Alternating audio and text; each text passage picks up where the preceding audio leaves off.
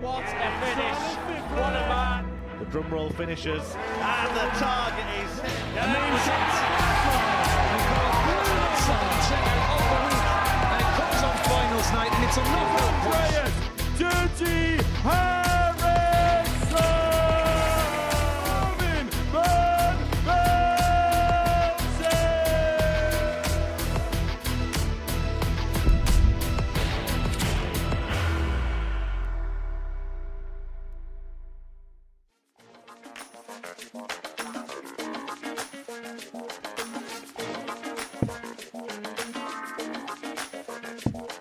That is a brilliant shot. And that's a mic drop. Perfectly situated for another, gets another, double eight. What a finish!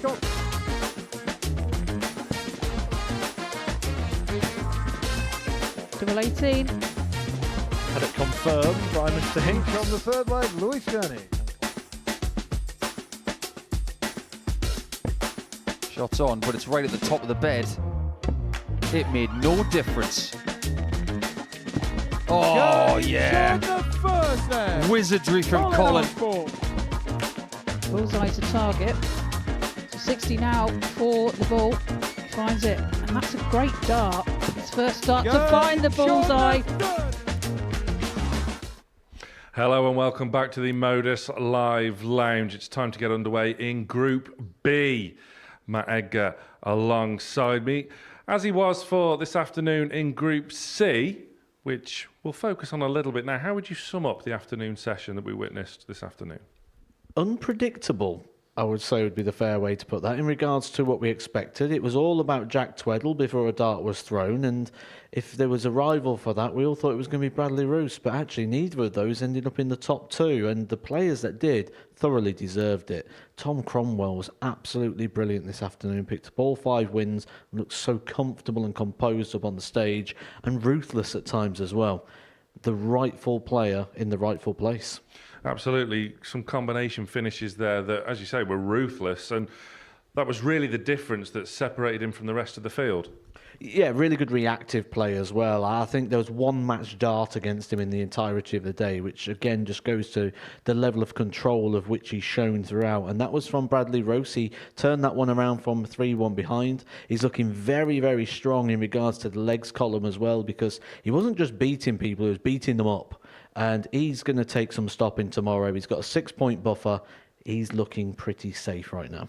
Now, we've seen players here on the Modus stage before going through the card on day one of a group, but it's not always a foregone conclusion. Who could potentially jump the queue and maybe win Group C to cement their place on finals night? Well, Jack Tweddle would be the guy to keep an eye on. He's recently won a Challenge Tour event. He's going to be dangerous, and he's a player that could really sort of close the gap, shall we say. We turn our attention then to Group B, which looks really competitive, and we welcome some fresh faces for this evening. Scott Taylor, who has been here plenty of times before, Series 6 champion. Is he the one to really put it up to Colin, Osborne and Jamie Hughes, who have been here for 3 days already? Well, Scott Taylor would be the obvious pick on the back of winning an entire series here, and the way in which he won that series, the week he won, the Champions Week he won, he was quality. He was world class at times, always pushing up towards that 100 average. But we're not seeing that Scott Taylor at the moment. We haven't seen that Scott Taylor for a good 6 months. He had a very disappointing Q School, failed to get through when he came here to the Super Series. And that, for me, is interesting. It poses questions. Now, we know there's been changes in home life and lifestyle in regards to Scott Taylor that meant he hasn't been able to put as much time in on the board, but he'll want to turn that around. And now we're looking forward. He's probably managed to find a little bit more time. He's probably find a bit more commitment now back to the sport again, which we know what he's capable of when he applies himself. Absolutely, he is capable of the sublime, no doubt about that. Lewis Gurnie is another fresh face here for this evening's session. He's no stranger to a finals night himself. How do you think he will fare? Finds a way through, doesn't he, Lewis Gurnie? And I think the trouble for Lewis here is, I think on sort of raw numbers, he looks a little outclassed. However, we know what the quality is. We know that he can produce. He loves playing the big names. He loves being in the situation of being the underdog. And that's what he's going to be up against tonight, because it feels like he's punching up at the moment. But there's 3 places from 5. He doesn't have to win the group. He just needs to be in the top 3. And that form, that record of getting through to Saturday night continues. Let's take a look at the odds then for Group B. Now, the favourite here is Jamie Hughes at 13-8, who I'm really interested to see, Matt, how he reacts in playing in Group B. Played very, very well, leading the way, almost all the way in Group A, but just falling at the final hurdle. He would have maybe been expecting to have 2 days off. He's the group favourite. What do you think his mindset will be coming into this? I think he'll feel he's the favourite. He is the favourite, and I think those odds are fair and correct in regards to the order. I think if there was somewhere there's a bit of value, take a look at Mike Warburton, 6-1. Far too big. Far too big. He's far better than that. And I think Mike Warburton's available at 6-1 because of how much they fancy Jamie Hughes to win this. But we saw that this afternoon. Jack Tweddle, big favourite, didn't convert early on. It's all turned around. If Jamie Hughes doesn't start off with a couple of wins, players like 6-1 and Warburton really do start to come into value. Absolutely. This group really is wide open. Scott Taylor will be kicking off tonight's action. And earlier on this evening, I caught up with the Bolton man. Scott Taylor, welcome back to the Modus Live Lounge. Must be good to be back. Yeah, definitely. It's been quite a while, to be fair, and looking forward to getting back on. Series 6 champion. There's nothing that you haven't really accomplished on that stage. Is that where you feel you're most comfortable and play your best darts? Yeah, to be fair, it's probably where I play my best, but that was a long time ago now, so it don't really mean anything. You come into this evening in Group B. Have you been watching the participants from Group A that are coming into your group? It looks very competitive. I watched a few games, but I watched obviously today because Tom was in, he's a good mate of mine, and Wes as well, but not too much of Group A, but I know all these lads are all good. Have you got your eye on a particular player that will be exceptionally tough to beat, or are you pretty confident in your own ability to go through the card as your buddy did this afternoon? They're all good, so if I play well I can beat them all, but if I don't then I'm probably going to get my butt whipped. And of course the aim is obviously to be back here on Saturday night. How much will you potentially be looking forward to another finals night here? Yeah, you always look forward to it, and obviously that's always the goal, but just take one game at a time because it's going to be tough. Thanks for joining me, Scott. Best of luck. Cheers, This Group B really will be fascinating stuff. And Colin Osborne, in his 4th day here this week, coming off the back of a decent enough performance in Group A, facing Scott Taylor, who, as we mentioned at the top of the show, Matt Edgar, is capable of the sublime, but also the ridiculous as well.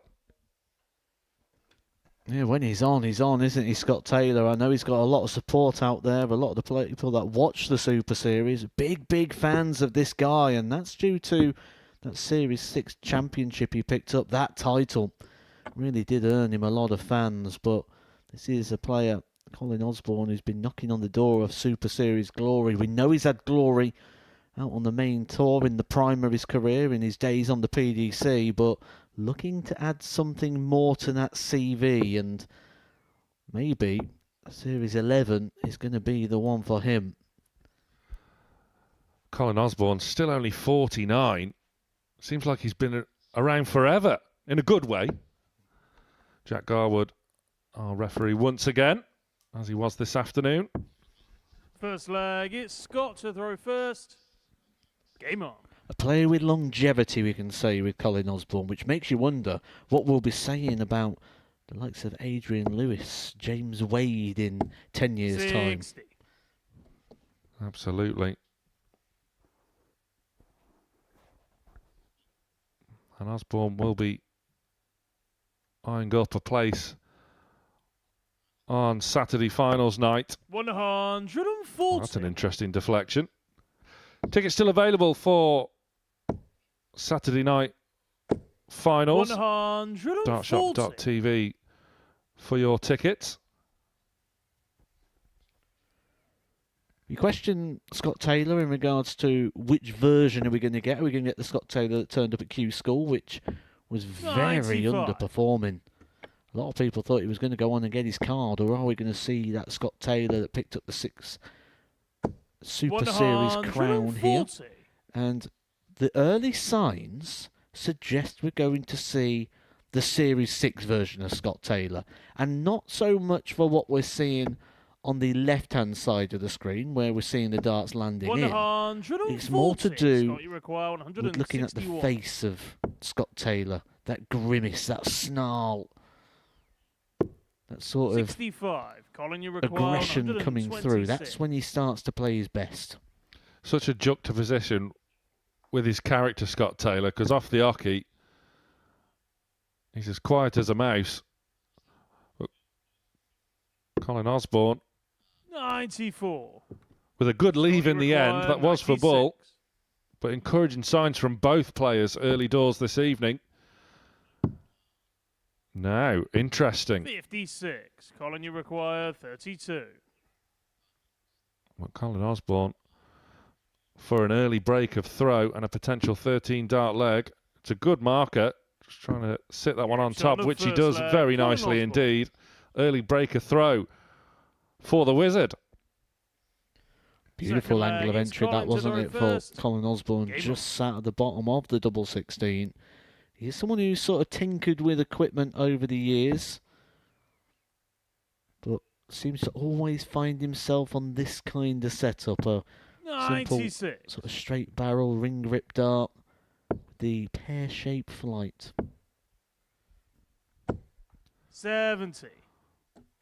We saw with Wes Newton this afternoon in Group C, a player of tremendous experience. Colin Osborne of the similar mould, 125. former UK Open runner-up, of course, losing to Phil Taylor. No shame in that. 140. There'll be a lot of people that's got a CV very similar, won't they, who's gone in deep in those days. I got this far and lost to Phil Taylor.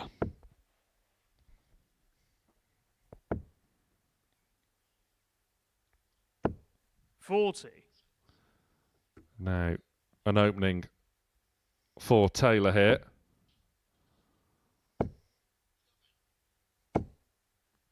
Just a 85. wayward last start. Brings Osborne back, looking to leave a finish here.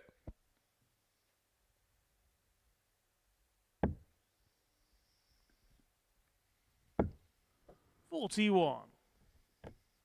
Another opening then for Scott Taylor. In the last leg, this amount of darts thrown by Colin Osborne, he was down ready to strike. 145. This time, he's going to be stood open. And Scott Taylor doesn't pull this back level. Playing his part in the hit and hope.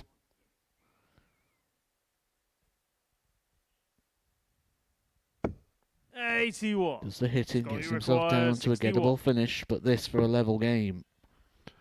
Double 18. Great marker. Game shot the second Yeah, you leg. always Scott fancied it to Taylor. follow in. And it's an immediate break back Third leg. for the it's Series Scott 6 to throw champion. first. Game on.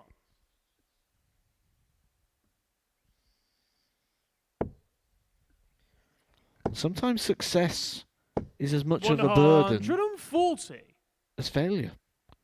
Because for Scott Taylor, he would have came off that stage after the Series 6 title. He would have had a defining moment, which is something everyone really wants when they first start picking up any 90. sport or activity. They want that moment of the confetti fall in the name being called, and then seeing a lot of zeros arrive in your bank account, 135. which can change. You can either be one of those players like what we've seen with Luke Littler, who came here and picked up a series title, said it changed his life, he could do whatever he wanted, and went on to great things. 55. And there's other times you get that and it's like, oh brilliant, look, I've had more money now than I've ever had, and what do I do with it? How do I go? How do I then wake up the next 140. day and go, right, I want to practice again, I want to go back and do that again, I want a bit more of it it can just sort of send you into your comfort zone a little bit.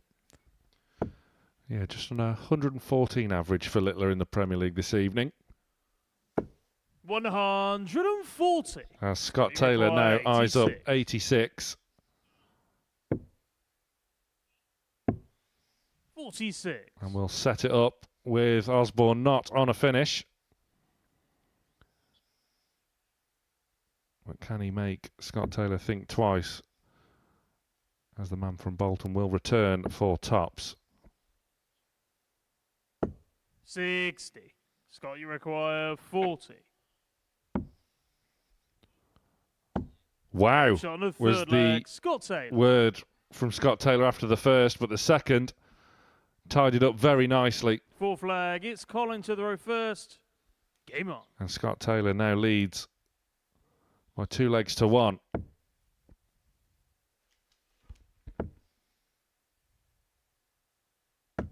$125.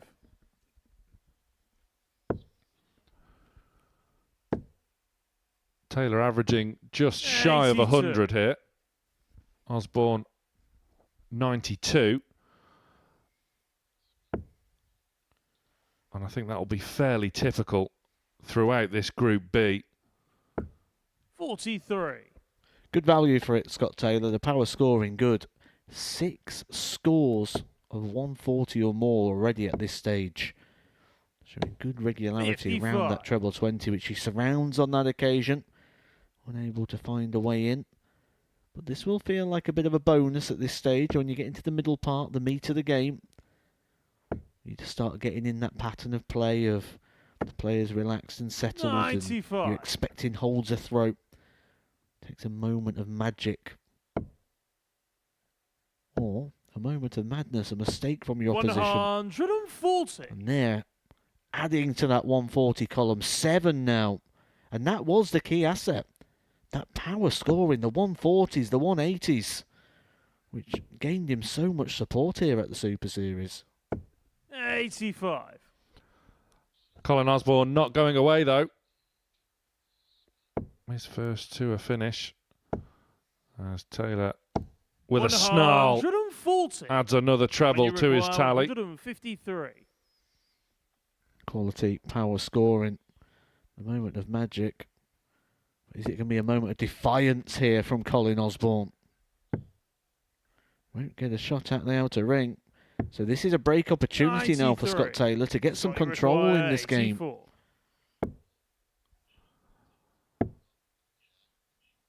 Double 11. Game shot on the fourth flag, Scott Taylor. And this is good stuff from Scott Taylor. Really good stuff. Fifth flag, it's Scott to throw first. Game on.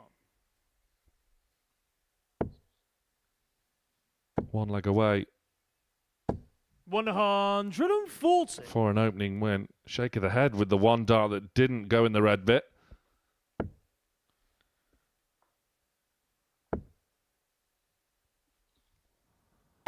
$108. And it's Colin Osborne's turn to fill it up.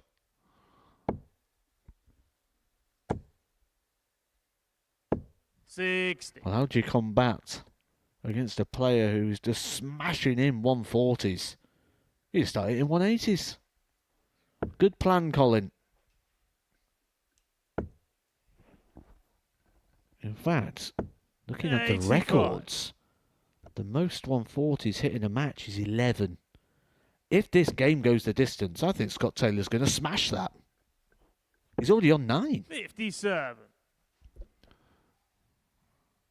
You're absolutely right, but the problem is he may well just run out of legs.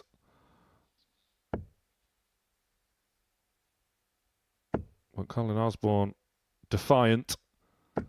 100. And he's sensing a break back here.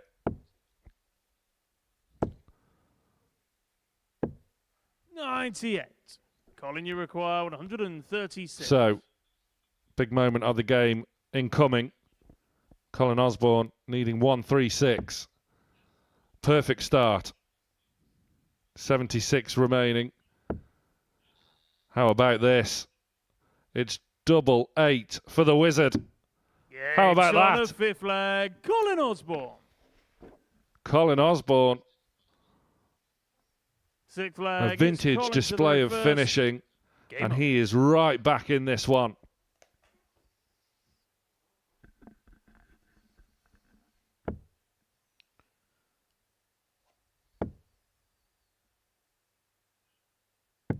$99. Maybe a good sign to answer your question about how Jamie Hughes can react as well. Colin Osborne reacting well to ultimately what would be disappointment of not getting through the Group A campaign.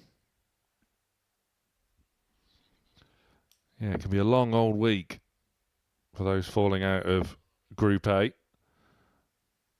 Can be difficult to sometimes regroup, but Colin Osborne showing no signs of mental fatigue. 85. Really stepping it up, isn't he, to Scott Taylor? At 3-1 up, you think Scott Taylor's just going to run away with it from that point, averaging pretty much 100 for the majority of the game. And Colin Osborne just 58. says, okay, playing like that, aren't we? Yeah, he stepped it up superbly. Both players averaging around the 97 mark. As Taylor 108. fills it up He and leaves a finish on the Osborne throw. Well, history could repeat itself. Colin Osborne just broke the throw of Scott Taylor, hitting a 180 and a 136 finish. Scott Taylor, the very next leg, could break back, hitting a 180 and a 136 finish. 136. Well, it's on. Just going a bit high. 96. Colin, you require 104. And Osborne has the chance to take us to a deciding leg in the opening game of the evening. Decisions. And it will be one dart at tops. 69. That was a flyer. Scott, you require 40. For the match then. Double 10. Game shot and the match. Scott Taylor. And Scott Taylor is back on the Modus stage and back in business. The Week 6 champion, Series 6 champion I should say, is off to the perfect start with a win over Colin Osborne. A really good game to start us off this evening. 98 average for Taylor, 95 for Osborne. And not too bad on the checkout percentages as well. What a start. Next up, Gurnie takes on Jamie Hughes.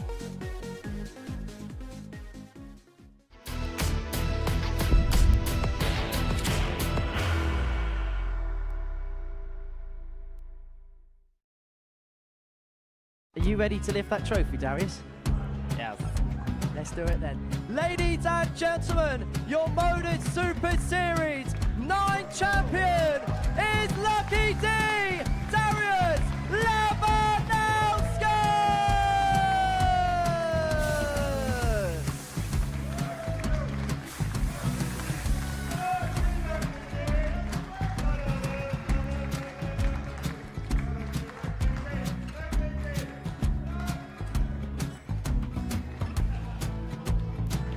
Well, what a wonderful night of darts we have seen, and we are ready. Our champion is ready, and it's trophy time. So receive the trophy. £25,000. The new Modus Super Series champion, the Terminator, Marvin Van Velzen.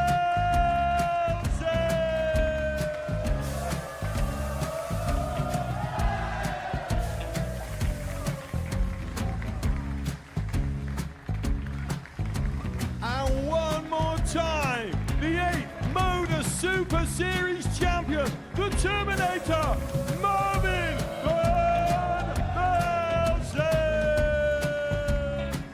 And the new Modus Super Series champion is Andreas Dirty Harrison.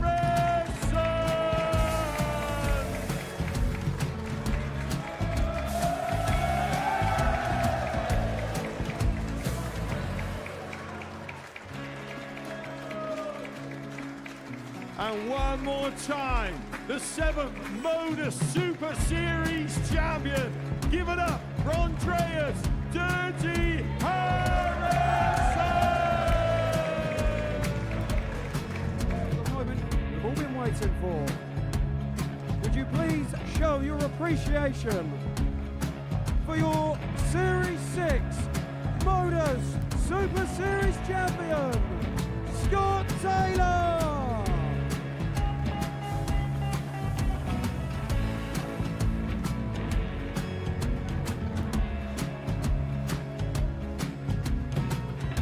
One more time, your new Modus Super Series champion. He is Chucky. He is Jim Hughes. Ladies and gentlemen, your Modus Super Series champion, retaining his title, the Nuke, Luke Littler!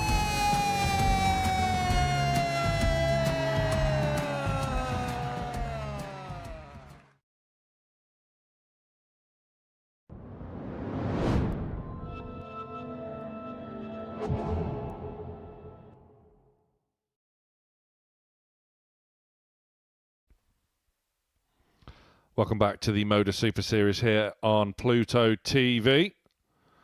As we now get our first look of the week at Lewis Gurnie. He's taking on Jamie Hughes, the Tipton man, who some would say is very unfortunate to be back here again, narrowly missing out on winning Group A to Stephen Johnston, who has his feet up and ready for finals night on Saturday. He's making his second appearance here at the Live Lounge. And we just alluded at the top of the show, Matt Edgar, that I wonder how Jamie Hughes' state of mind is following that narrow loss at the top of the table in Group A earlier this week. I think he'll be in a good place, Jamie Hughes, when we look at his time sort of at First the top leg, table it's of darts Lewis on to the throw PDC first. Tour. Game on. Towards the end, I don't really think he was enjoying it the same way he is now. I think really is in a good place with his game and a good place 99. in his life. He's looking very well, isn't he? Clearly lost a little bit of timber since being full-time committed to tours, and it's a tough lifestyle to have when you're sort of going around all the time, eating in takeaways, eating in service stations. It gets a bit tricky. 81. And he's certainly using his time well, enjoying his darts once again, and I don't think he's going to be too disheartened by being here in Group B. I think he'd have came here one of those players that 58. believes he'll be here on Saturday night regardless. It's just, what is the route? How do I get to Saturday night? But ultimately, I'm going to that 57. destination. Well, his favourite for the group, as he eyes up 19s on this visit. Another treble will be very useful. 33. And Lewis Gurnie, now 23 from Sussex. 97.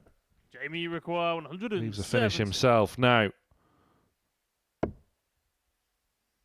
Jamie Hughes looking to set this one up. 134. Good early require use of the 167. treble 19 as Lewis Gurnie eyes up treble 19 himself. 99. Jamie, you require 36. For an early breaker throw then. Jamie Hughes, double 18. Cracking marker. Even better marker. 18. Desperately require unlucky. 68. Just over-adjusted. As Gurney now needs double 36. 16. Just goes low. Jamie, you require 18. Elects to split. Game shot on the first leg. Good Jamie board Hughes. management. Double 9, not for him. Sacrificing Second a dart. leg, it's Jamie to throw first. Game on. takes out double 8 for an early break of throw. 134. It looks like the whole demeanour of Jamie Hughes is going to answer that question very early, because you posed the question at the start of the day, and it's been a question that's been floating around the live lounge throughout the course of this Thursday in regards to how is Jamie Hughes going to react. Well, 81. we're getting answers very, very quickly. In full control here in the early goings. 60. Now, we were analysing some actions this afternoon in Group C, in particular Bradley Roos. What do you make of Lewis Gurnie and his throwing style? I was having a good look at it while the players were having a warm-up on stage and doing their framing, and you can see it's not so much of a throw, it's more of a chop. It goes high to low, and there's a release somewhere in there. He's not a player who throws out towards the board. See there, Jamie Hughes, set, draw back, out to the board. And you see the hand as part of the follow-through, as part of the action there, extended out in the direction of the dartboard. 54. But Lewis Gurnie, that dart is already, or the hand is already towards the next dart. It's a chopping motion from high to low. He's making a hard game harder. 140. Well, he's down to a finish first in this second leg here to try and break straight back. Jamie Hughes. 131. Lewis, you require leaving 102. tops now. That is the worst possible outcome. A wry smile on the face of 26. Gurney. That has not gone to plan at all. And Jamie Hughes needs tops to double his lead. One left at tens. 30. Lewis, you require 76. So Gurney returns. And it'll be one for double 18. 40. Just bent the wire. You require 10. Might be another shot we see Jamie Hughes opt to split on here. Does so. Probably a little bit closer to the wire than he'd have wanted. That one exactly where he'd have wanted. You just knew. Leg, Jamie Hughes. When that marker, Jamie Hughes, was not missing, and Lewis Gurney already stood pondering. He's had opportunities, he's had chances. Jamie Hughes has not been clinical at the back end of legs, and Lewis Gurney could easily have been 2-0 up himself. 28. He finds himself 2 legs behind Gurney, and not an ideal start to this third leg 55. to boot.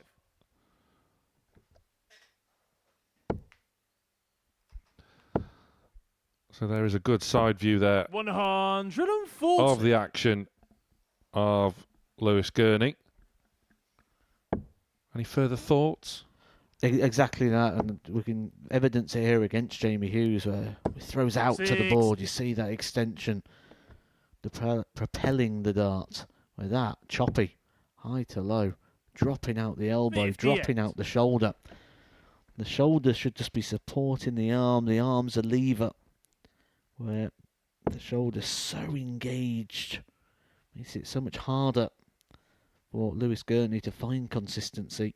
And I'll make a prediction now that Lewis Gurney, throughout this evening and maybe throughout his career, will struggle with darts dropping low.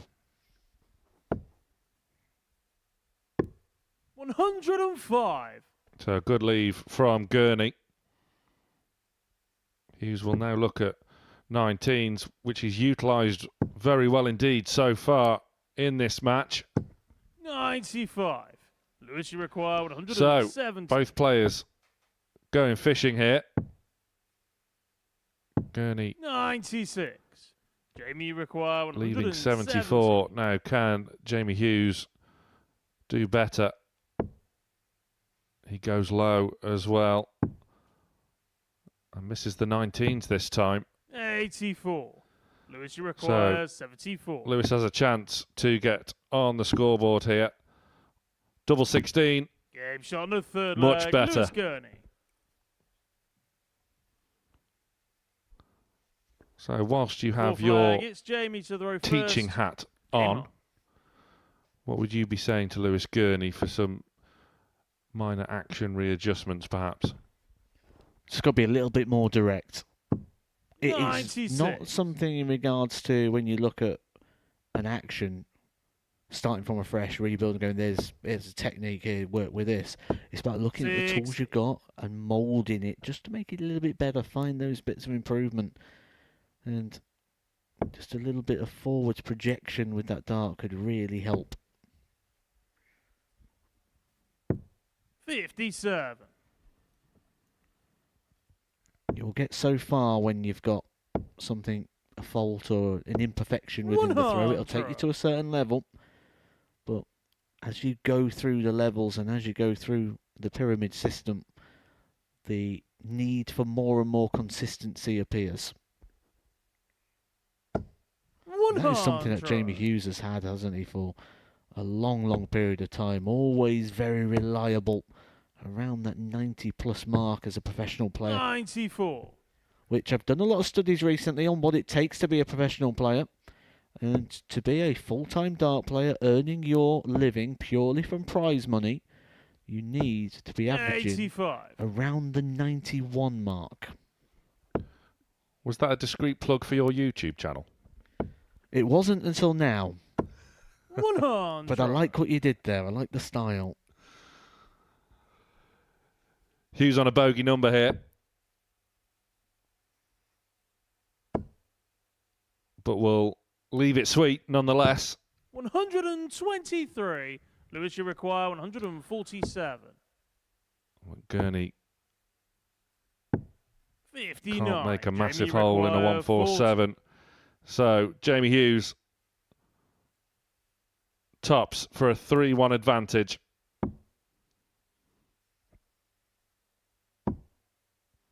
Too very high. He's just taking a step back to refocus here. 20. Lewis, you Over require adjusted. 88. 88 now for Gurney. And it's double 7. 74. Jamie, you require 20. That was his chance, Gurney. Game shot on the As full Hughes flag. will not Jamie Hughes. allow him to return. It is only a Fifth hold of flag, throw, it's though, Lewis to for the throw West Midlands first. man. But a vital one. If Gurney would have found that double 93. 7, it'd be a level game. Gurney throwing first. Instead, Jamie Hughes keeps hold of the control, and Lewis Gurney could quite legitimately think that he could have been off the stage with a 4-0 win here. 45. He's had the chances. There's not much separating these players in pretty much every stat column going. 100.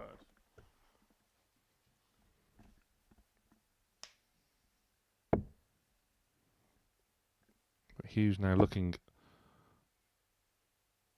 for that treble. 41. It deflects to the right. Not ideal at all. And Gurney with a 2 treble visit, asserting himself in this 5th leg. But back comes Yozza. 108. That's more like it. 98. It will feel like a bit of a bonus this for Jamie Hughes. Doesn't need to win this leg. Knows he's got the advantage of throwing the next, but wants to keep Gurney under pressure. Doesn't want him to feel comfortable upon the stage. 44. He'll feel comfortable right Lewis, you now. require 76. 6 starts to get a second leg on the board. 36. That was an interesting dart for the single 16 there. Gurney will return for 3 more at tops. Hughes looking to 100. pressurise Lewis, you require with a 40. ton. Gurney, no time to lose. 1 more. Game shot on the 5th leg. Lewis Gurney. And holds throw. On we go. 6th leg. It's Jamie. Interesting to throw though with first. Lewis Gurney in the Game fact on. that He's been on similar shots, but gone different ways. Clearly not someone who's set in his ways of, oh, I'll try and leave tops, I'll always try and leave double 18. 108. But after a maximum to open this leg for Yoza, he'll be hoping just to leave anything. 108. How about that for a riposte?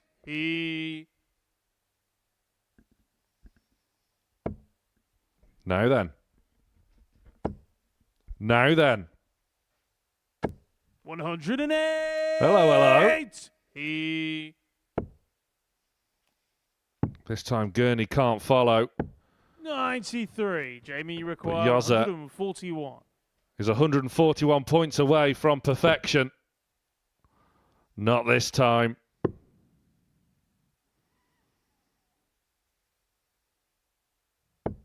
$105. It's a fantastic setup, and it would still be a tremendous way to wrap up this match for a potential 10-dart leg. 36. It's double 18 for Yoza.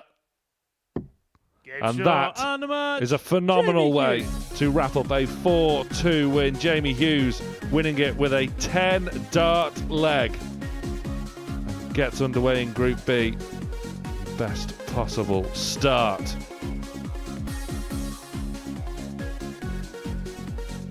Total of 3 180s in the match for Hughes, who averaged just shy of 88. Both players will want to increase that checkout success percentage throughout the evening here. But next, here at Modus, we get our first look at Mike Warburton.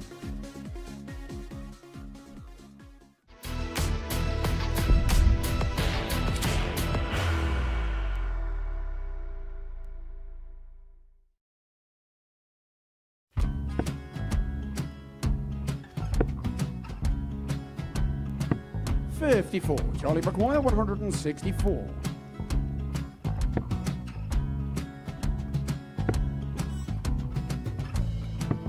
44.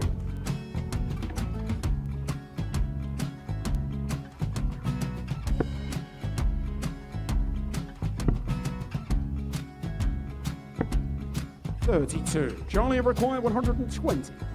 Well, 120. He's got a fair, at least 2 handfuls at this. Just needs to stay 60. there. That's a good shot. Halves his score. Leaves himself on a 2-darter.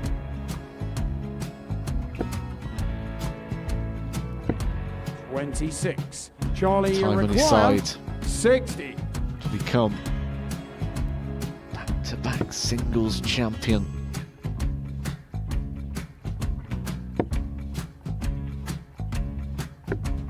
$40.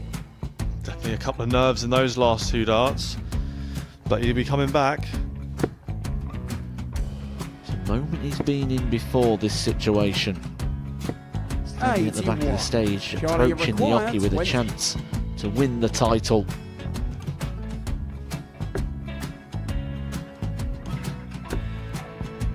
He did this to win the first title, if you remember. 11. I think he's gone. Georgia I think require he's gone to 118. bust it, maybe. The first title he won, he wanted 20. He went 6-7-7 to win it. He had a chance to replicate it again. Yeah, I get the feeling that was for a bust, and 39. on that situation there, George require Gay wasn't even 9. able to take it out going to the 18s on that switch. Yeah, I think he just panicked a bit, but he's done well to get that big one. Sometimes can be the hardest part. Georgia requires This is it. 79. It's got to be 19s. It's got to be 19s for this shot. Big 20 and a double. He's got the first one. He's going to get a match dart here.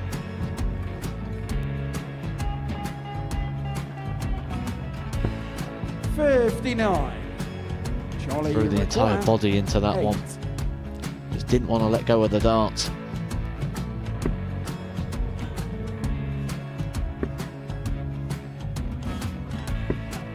No score. He's given George a chance. Georgia require 20. I think George has been quite good on double 10 today.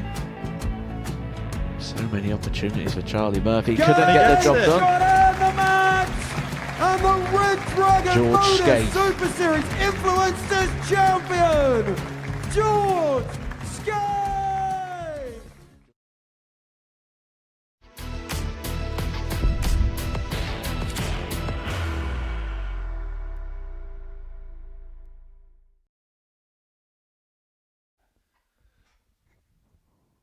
Welcome back to the Modus Super Series, live and free on Pluto TV. Now, the final player to take to the stage for the first time this week is Mike Warburton, as he faces Scott Taylor, who in our opening game of the evening defeated Colin Osborne by 4 legs to 2. And looked good in doing so with a 98 average. Mike Warburton, the Wrexham man. Wrexham's more like Hollywood these days. A previous weekly winner on this very stage. Facing a series champion in Bolton's Scott Taylor. Matt Edgar alongside me. How do you think this one's going to go? Well, on the evidence what we saw from Scott Taylor, it's going to be high quality. We know Mike Warburton pretty much plays the level of the player he plays. Mike to throw first. Game on. And by that I mean, if you go up against Mike Warburton and you start throwing a 95, he's going to hit you back with a 95. If you go up there and take the foot off the gas a little bit and you start going low 80s, he'll go low 80s. And I think that's potentially the thing that's held Mike Warburton back a little bit from moving further on within his career, in the fact that he really does just go one better than the opponent, rather than sort of putting people to bed. Yeah, does have a Welsh Open and an Irish Open to his name. 100. With Taylor now looking for another treble. 100. A very emotive player, Scott Taylor. You can read how he's playing just by looking at his face. No, never mind the board. And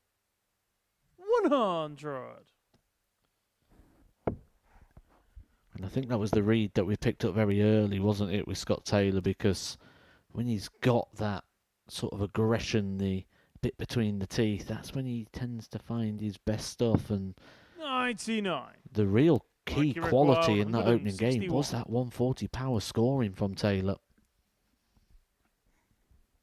It really was. As Warburton now eyes treble 17. By no means a disaster, 97. with Taylor not currently on an outshot. Warburton will return 99. Mike, you for 64 to hold throw in the opening leg. On the 16s then, for the double. Game shot on the first leg, Mike Warburton. And he's polished that off very nicely indeed. Second leg, it's Scott to throw first. Game on.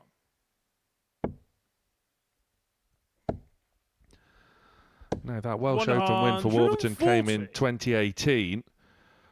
Beat a very, very decent field in that Welsh Open, including me. 100. I lost in the first round. It was about 8 o'clock in the morning. So when's the decent bit start? Well, I'll tell you, after I got knocked out very early doors in that morning, I went back to my chalet to strop, as you do, for 5 or 10 minutes. And I couldn't quite manage to get the key in the door, and it was anyone who's stayed at the previous resort of the Welsh Open will know it can be a bit hit and miss. 100. I couldn't quite get the door open, and then I hear a voice from inside the chalet going, "It's open." And that voice was none other than Derek Coulson, who had been knocked out before me. Whatever happened to him? 60. Scott, you require 164.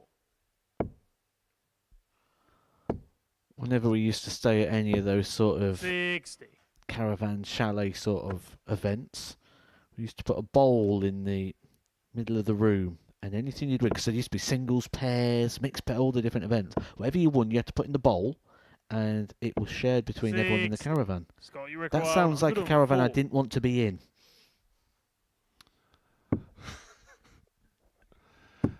Wasn't an overly successful weekend. We spent the rest of the day waiting for Dave Pallett to get knocked out so we could go into Prestatyn Town Centre. Got to have something to look forward to. Well, Warburton certainly did that weekend, winning the prize. 100. Scott, you required 24. But it's Scott Taylor now with double 12 to level up this one. 12. Just Mike, pulls you it low with require that final dart 121. there. And Warby will be back for 1-2-1.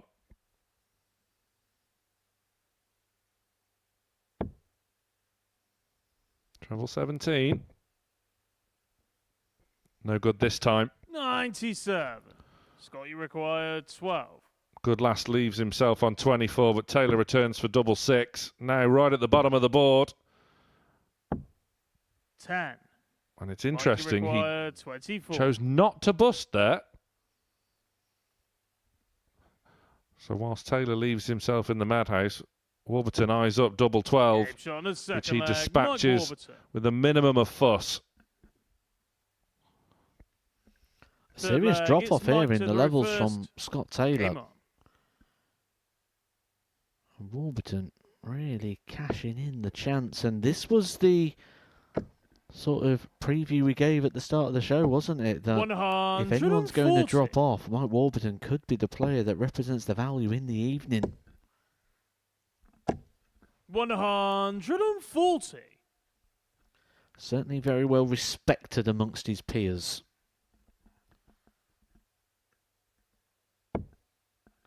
Not only that, I've seen many videos of which Mike Warburton actually likes a bit of the old karaoke as well.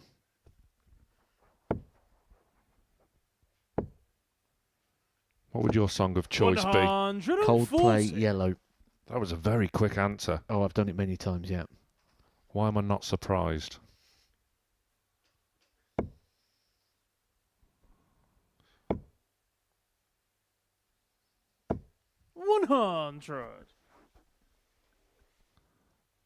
So, Scott Taylor, this is more like it. 120. So unlucky with that bounce out, which was a theme of the afternoon session. There was almost bounce outs in every game of Group C this afternoon. And what a difference it makes. Even a single 20 would have moved him down to a possible two-darter instead. It's now a three-dart combination. 101.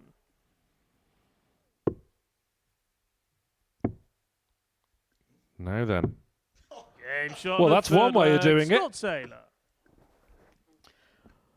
I have never seen 101 Fourth leg, taken out it's that Scott way to throw in first. my life, in any room Game on. or environment. He didn't even try to strut it off there. 97. Yeah, I don't think that's going to take on. I don't think anyone's sat at home now going, I'm going to go that way. That's for me. Well, I mentioned Dave Pallett earlier. That was from his school of finishing. 140. But that has brought Scott Taylor right back in this one. 100.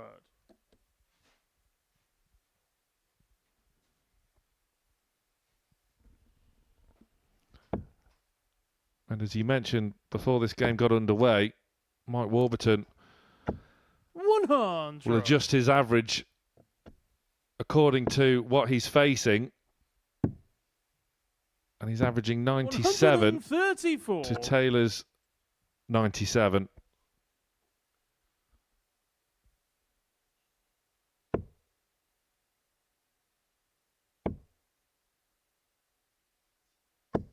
$60. Scott, you require Grimace there as 170. the third doesn't quite find its target. 95. 75 remaining after 12 then for Taylor.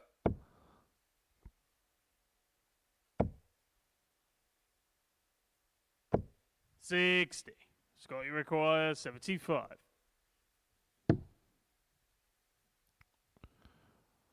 Wrong bed. That's more like it. Game shot on And the we're full seeing flag. some Scott quality finishing from Scott Taylor, if not a bit unorthodox. Fifth flag, it's And what a Mike to throw turnaround in first. performance for Scott Taylor, because when he was 2-0 down, he was averaging in the low 80s, and you're starting to fear that maybe he's not going to replicate the performance of match number 1. However, in just a couple of legs, that's rose his average to 96 due to darts like this. This is quality. 140. The 140 is the key power strength in game number 1, starting to now replicate. Remember what we said at the very start of this game, Mike Warburton, one of those players that reacts. If you start hitting, he goes with you. 140. And you feel now Taylor's really gotten back into the groove. 140s are plenty. 60. And Taylor has now taken the darts against 93. throw here. Making a move. Scott Taylor, just a 9 darts thrown, and he's in striking range. Really stepping up the levels and continuing to do so as well. 100. Scott, you require 128. 6 darts from here then for this 128. He'll stay there 88. and just set it up nicely, with Warby not yet on a finish.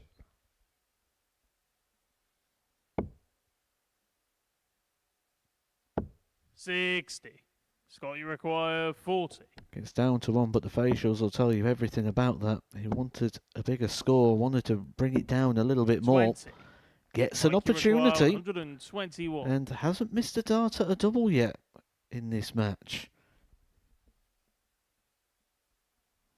So an opportunity he maybe wasn't expecting. Treble 17 would have left ball, 57. and Taylor Scott, will you return, require 20.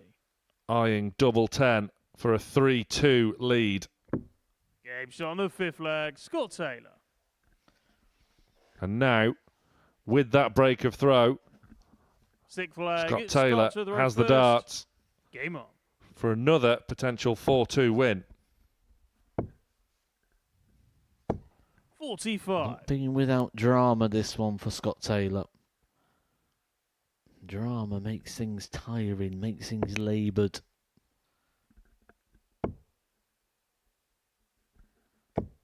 Even getting that breaker throw, race down in the scoring phase, then Warburton still has an opportunity to hold. 100.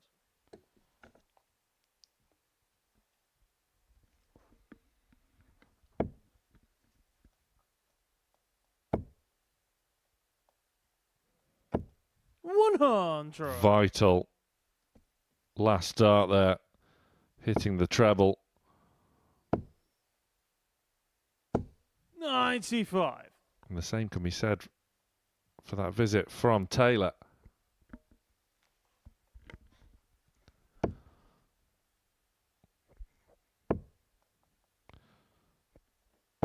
$85.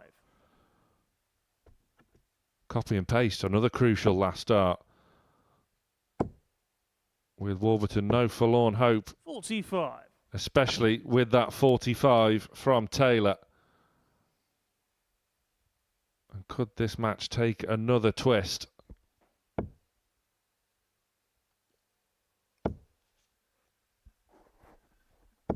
$60. A look of disgust there from Warburton.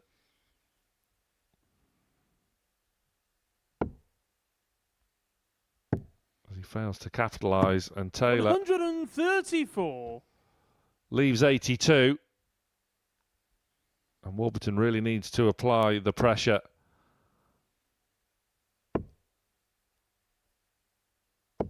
140. And does so with a two-treble visit. Well, it'll be 17 for one match start at tops. 42. Mikey On the require wire. 56. To take us the distance and have that advantage a throw back. Still yet to miss a dart at a double in this game. A bit of a wild one. 16. Can't find the adjustment. Scott, Same target for Scott Taylor, but this time it's for the match. That's where his first attempt went. Match, but he gets it with his second dart on this visit. And it's 2 out of 2 for Scott Taylor.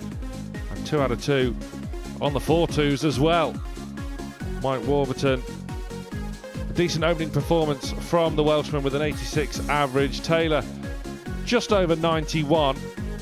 Warburton will take heart from that checkout success percentage. Next up on stage, we'll see Colin Osborne face off with Lewis Gurnie.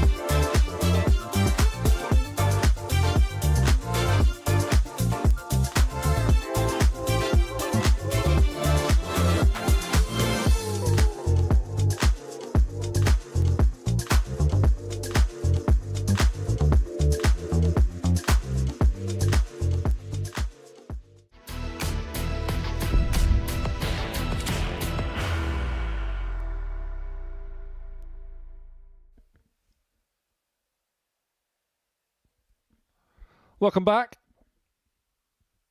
It's been a very competitive start to Group B this evening, and one of these players now will get off the mark as both Colin Osborne and Lewis Gurnie suffered defeats in their opening round of fixtures. However, Colin Osborne's 4-2 defeat at the hands of Scott Taylor produced a 95 average for the Wizard. And Lewis Gurnie with an 84 First average leg, it's Colin against to throw Jamie first. Hughes. Game on. Osborne has the darts here.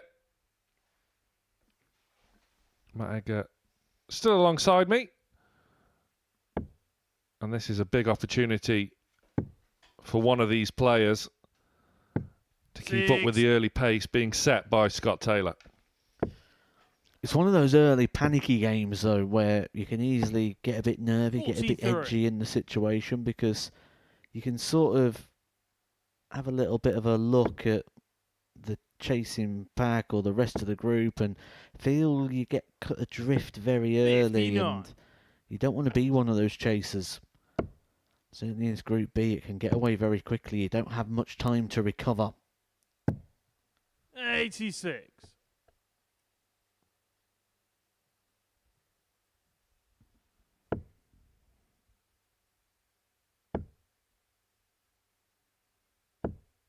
$100. So Gurney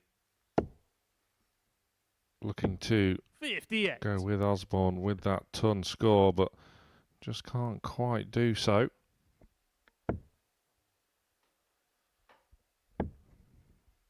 Both these players haven't really settled in this opening 26. leg.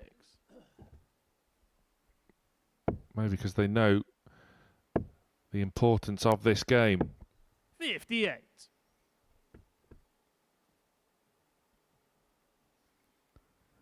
It's one of the things, isn't it, that's sort of been eradicated from the sport. A lot of people used to be sort of slow starters, take a few 81. legs to get going. Nowadays, certainly here at the Super Series, you take a few legs to get going, you've virtually lost the match. 140. So Gurney with a good visit there, just making Osborne think about things. Needs a treble 97. and rescues the Lewis visit require with that treble 116. 19. Great second dart, double 18. 80. Colin, you require 78. Narrowly goes over the top. Osborne eyeing 78. And that'll be a good guide. He just wants this to sit on top 58. and go into the double. Just Lewis can't require quite find 36. it. So Gurney's back for 36. Getting closer. No score. Oh, bent the wire. Colin, you That's require desperately 20. unlucky. And that was the story of his first game, wasn't it, Lewis Gurney? Not taking the opportunities. And already you'll feel like it's the same story if Osborne takes this out. 4 darts missed from Lewis Gurney to break the throw. Game shot on And the he won't first get leg. any Colin more. Osborne. Puff of the cheeks. A bit of relief there for the Wizards. Second leg. A It's scrappy Lewis to opening throw leg. first.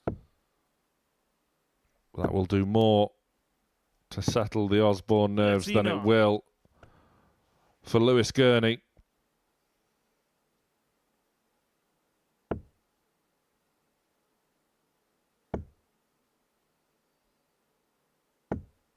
$100. This is more like it. This is more like it. 124. Bit of a flyer on the switch to 18s for the third dart. As Gurney now back in the ascendancy on throw, but that's a very good 140. reply from Osborne. 100. As things are really starting to warm up now in this second leg.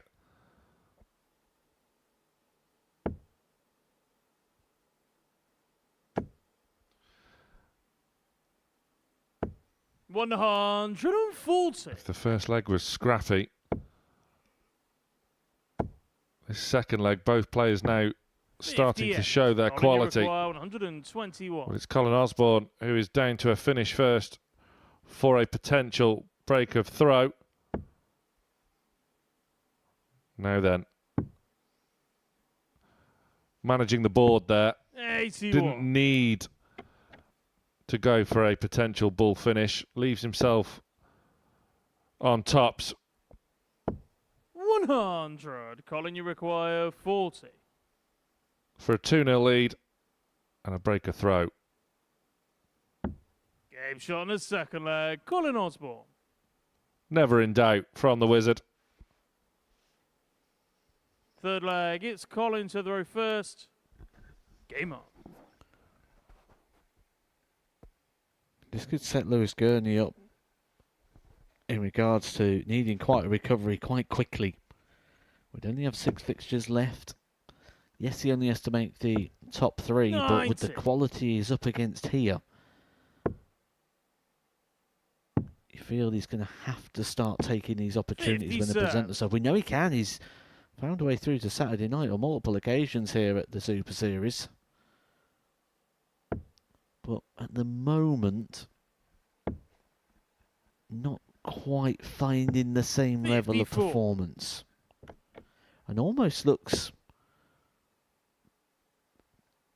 Is fed up the words to describe the performance? 60. Looking a little bit dejected. Maybe more dejected than fed up. It's still early days. There's a long way to go. But as you say, there's no hiding place in this Group B, such as 82. the nature of such a competitive field in this group.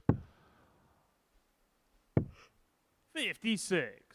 Dejected maybe, frustrated certainly.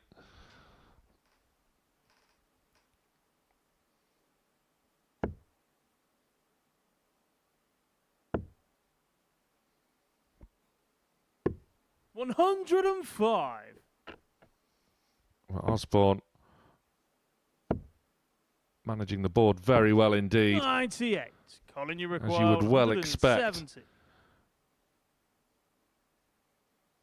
from the former World Championship quarter finalist.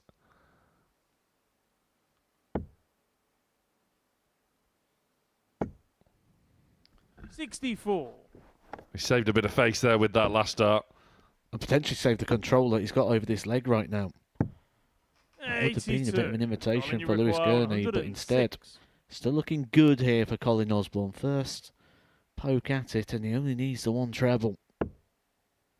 Choices for double 16. Yes, Colin, it's in.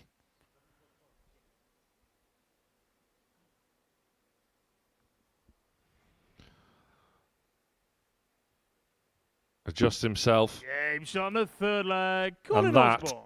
is absolutely clinical from Colin Osborne. Fourth leg, it's Lewis to throw first. His 3-dart combination checkouts this week have been mightily impressive. And Lewis Gurnie 100. really cutting a dejected figure on that stage.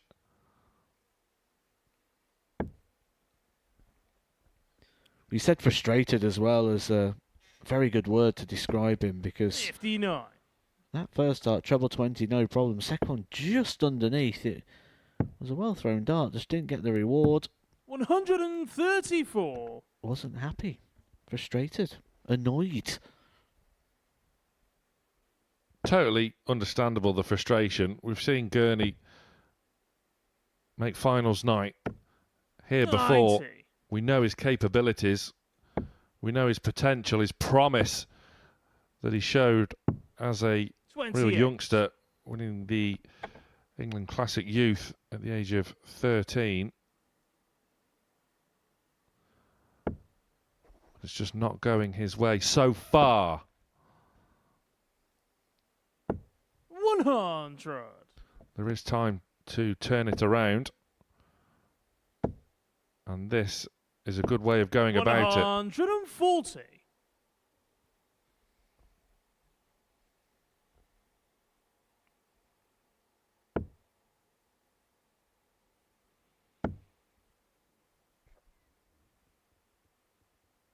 Colin needs a treble.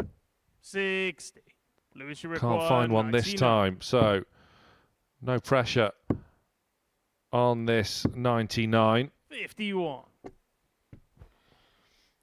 I don't think the pressure's coming from the scoreboard. I think it's coming from within right now for Lewis Gurnie. And you can see that in the reactions there. He's still in a good position. He should still be getting 2 darts here. 100. Lewis, you require He's kind of 48. in a position where he needs it now. Double 16. Game shot on the 4th flag. And that Lewis Gurnie. will give him a little bit of a lift. 5th flag. It's Colin to throw first. Game on.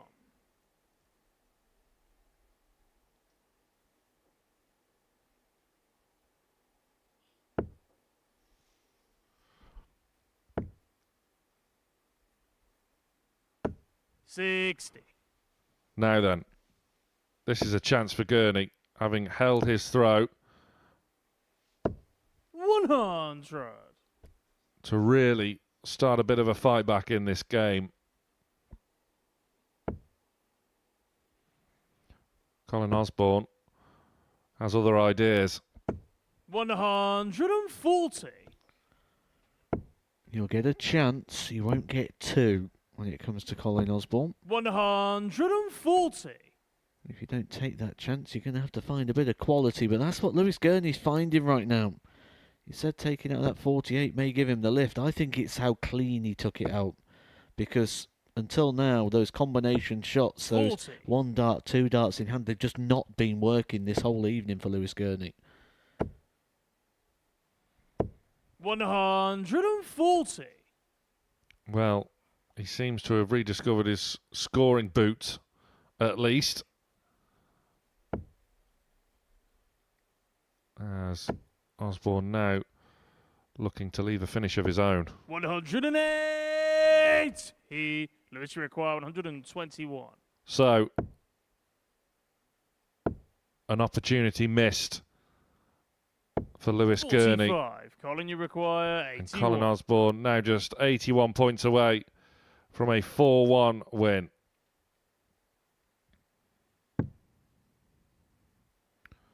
He's looking at 12s here. Double 13 it is for the Wizard. 55. Lewis, you require 76. First match start. 36. And that's only Colin, going to you require compound 26. Gurney's frustration. Missing a big number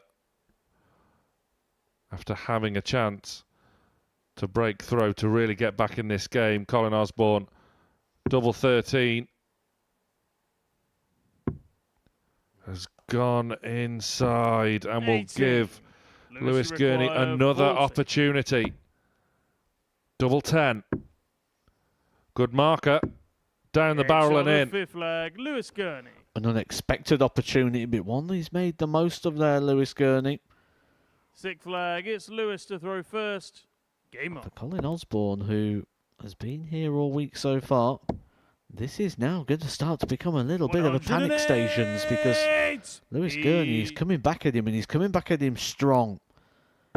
And that's what you see when you're in front at times. Certainly when you're so close to the match. He's essentially had 4 match darts here, Colin Osborne. And what you do see is you see the opportunities that you've got just slowly ticking away. 85. Yeah, match starts coming and going for Colin Osborne, who has work to do in this leg to avoid 97. a decider. 60. And Gurney with just a 60, but still well in control of this 6th leg.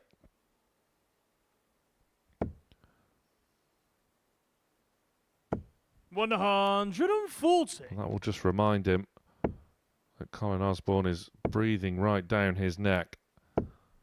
140. But that's a quality 140 to leave himself on 36. Osborne will be looking to do something similar to leave himself a finish. 85. Lewis, you require 36. For parity. Game shot on the Right 6th flag. in the Lewis middle Gurney. of the double. And we're going all the way. 7th and final leg. It's Colin to throw first. Game on. And Colin Osborne, who has missed match darts, now has to hold throw in this deciding leg. 140. Solid start. What can Gurnie find in reply? 97.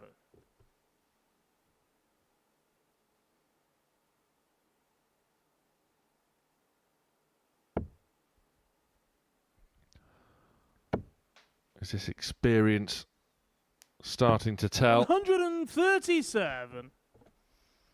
What a start to this leg, though.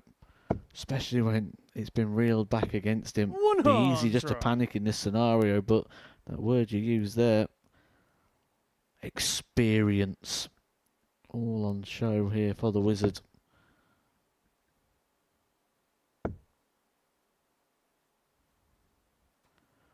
We'll have to come away from there. 54. So, leaves himself a finish after 9 darts. Can't ask for much more than 100. that. Colin, you require 107. Lewis can't do the same. So,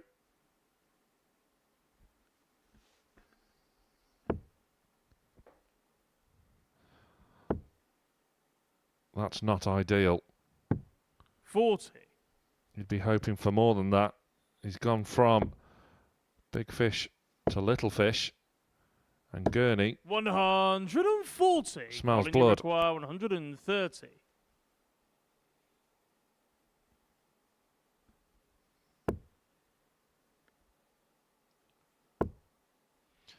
Not this time. 43. So, Lewis Gurnie, who survived match darts for a 4-1 defeat, now needs tops for a 4-3 win. And the win he does get. Colin Osborne,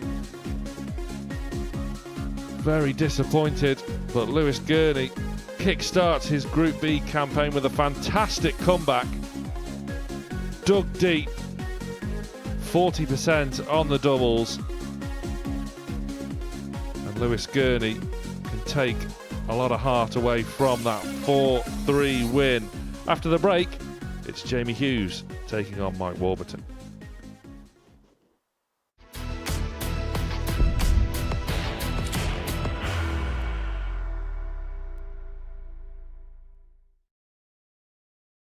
Are you ready to lift that trophy, Darius? Yes. Let's do it then. Ladies and gentlemen, your Modus Super Series 9 champion is Lucky D, Darius Labanowski!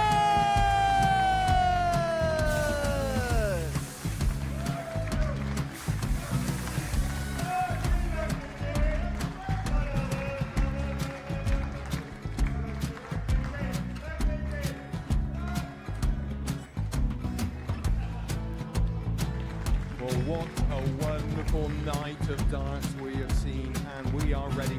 Our champion is ready, and it's trophy. So receive the trophy.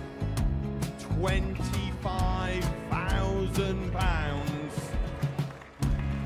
The new Modus Super Series champion, the Terminator, Marvin Van Velzen.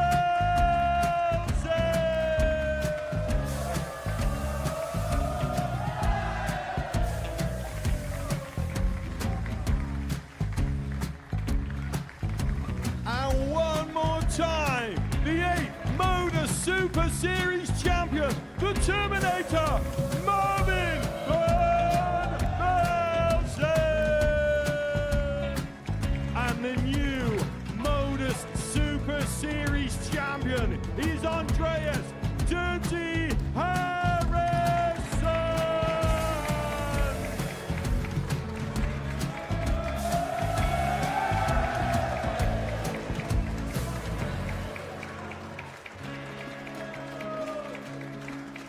And one more time, the 7th Modus Super Series champion. Give it up for Andreas Dirty Harrison.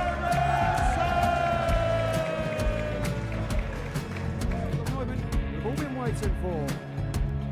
Would you please show your appreciation for your Series 6 Modus Super Series champion, Scott Taylor!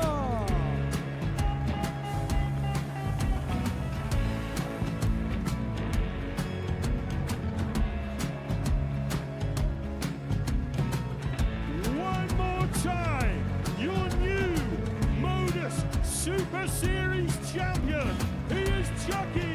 He is Jim McEwen. Ladies and gentlemen, your Modus Super Series champion, retaining his title, the Nuke, Luke Lidlow!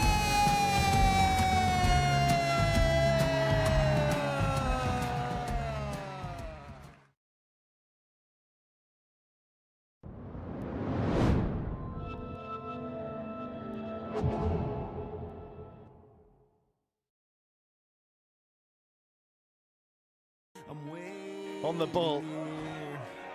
And he's going to milk it. Thank you. The drum roll finishes. And the target is hit. What a moment. Big moment. Fifth flag. Johnston's just been hit with a bat. Oh, what a time! What a time to reel in the fish!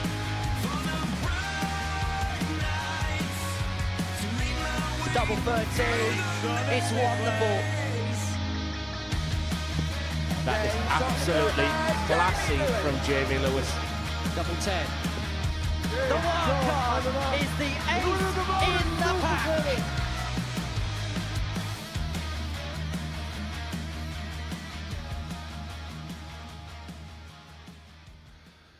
Yeah, some big names next week for week 3 of Series 11 here on the Modus Super Series.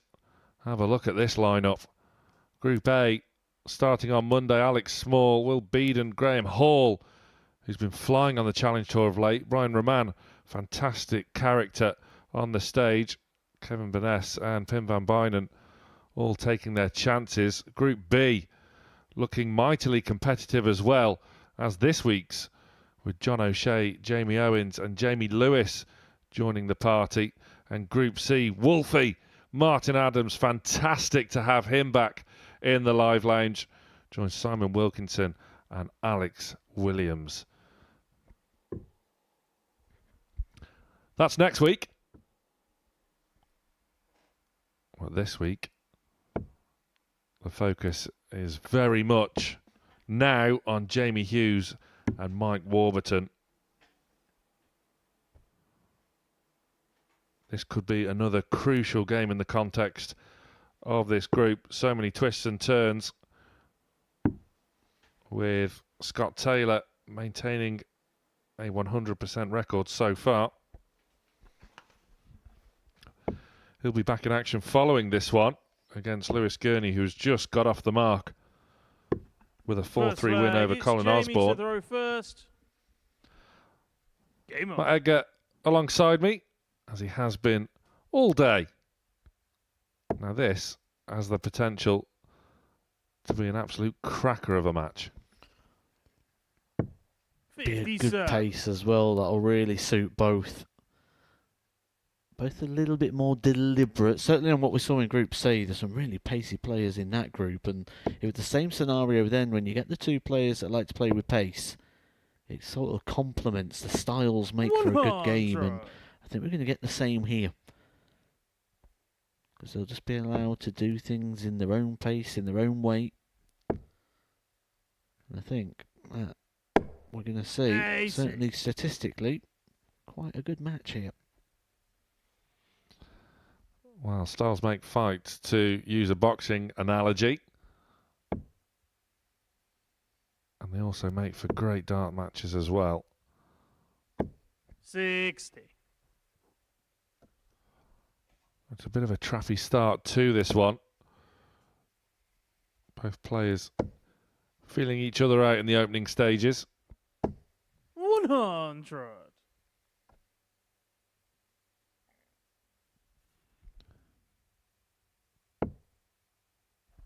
With Jamie Hughes looking to maintain a perfect start. Mike Warburton losing to Scott Taylor 4-2 in his opening match, but was by no means a poor performance in any way, shape or form.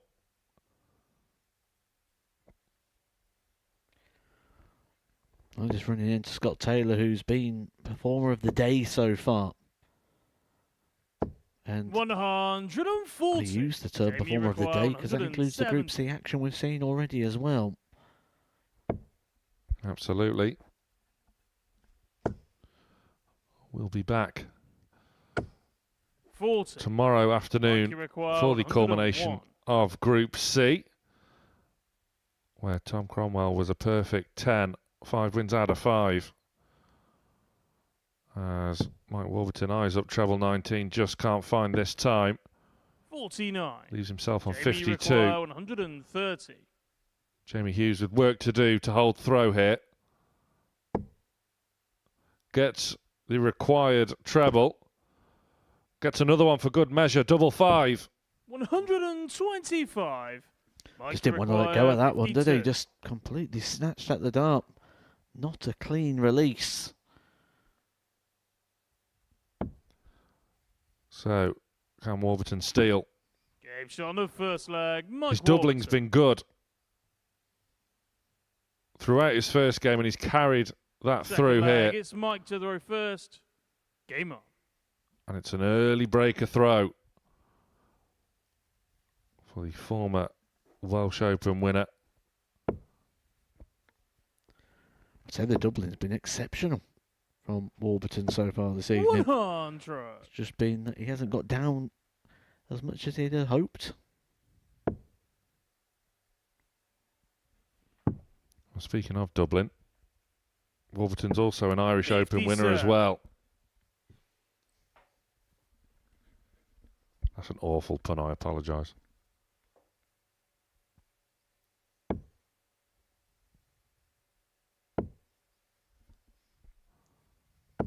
$140. This is a good start from Warburton.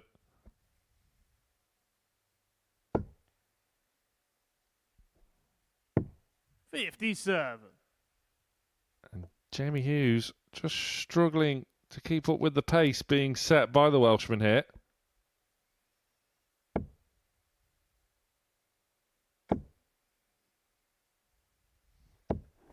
$100.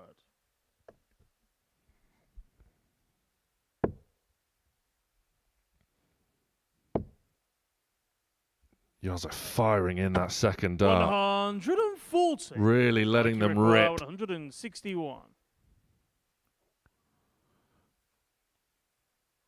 Warburton, though, on an outshot. 99.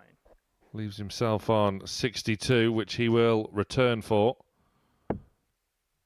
Hughes with work to do, but is now finding that treble bed. 140. Mikey requires 62. So, to double his advantage, Warburton will go 20 for double 16. 46. And he can't Jamie ping that requires double this time. 107. Rare miss on the outer ring for Mike Warburton. Jamie Hughes won't even get the opportunity. 43. So for the second Mikey time this requires evening, Mike 16. Warburton looking at a 2-0 lead. Goes inside again, double 4. Game shot on the second leg. Mike Warburton. And it is advantage doubled. He's been here Third before leg, this it's evening, Jamie though, hasn't he, to the Mike first. Warburton? In his game Game against on. Scott Taylor, he'd taken a 2-0 lead before Scott Taylor reeled off the next 4 legs. But I think it's safe to say that Scott Taylor was showing a few more 69. signs than what we've seen from Jamie Hughes so far. Yeah, Warburton will be hoping lightning does not strike twice. But in the early stages of this third leg, 100. You wouldn't back against him. Ironically, we've got a player nicknamed Lightning, haven't we, in second place? We certainly do. 93. A good day at the office as well for Lloyd Walker.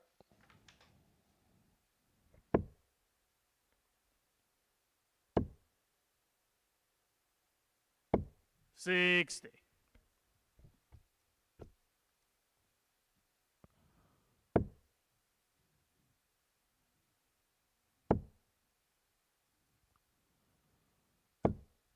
$100. Level ton then for Hughes.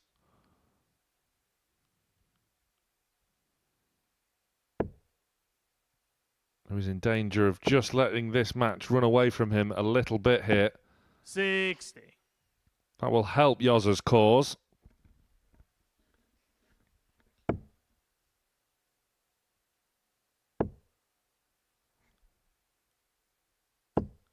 $26. But signs of frustration. Not for the first time on stage in this session. You know when you're just not delivering the dart right, and that's how we'll feel right now.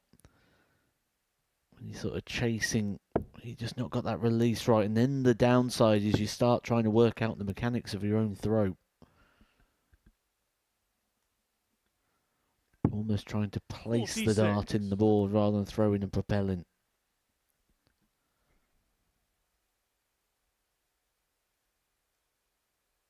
What is the best way out of that then when you're in a bit of a rut where you may be trying too hard? Yeah, that's the hardest thing, isn't it? Because you engage in the brain. Jamie require 167. And once that conscious brain is active, it's a very hard thing to do. It's about those distractions. Now then, this would be a rousing finish. It's the ball. 125. Mikey require 36. Warburton now returns for double 18 for a 3-0 advantage. Game shot on the third leg. Mike Warburton. Clinical as ever on the doubles. Fourth leg. It's Mike to throw first. Game on. It's another breaker throw with Mike Warburton on throw for a whitewash 60. victory. And we said this afternoon, didn't we, when we're sort of looking ahead to Group B, what do we expect to see? And said, well, nothing would really be surprising.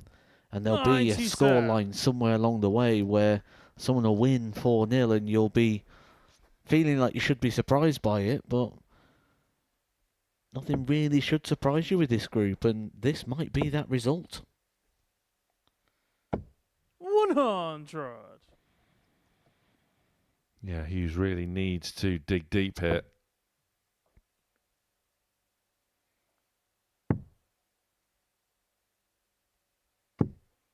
$43. Try as he might. He just will not follow instruction and find the treble. 100.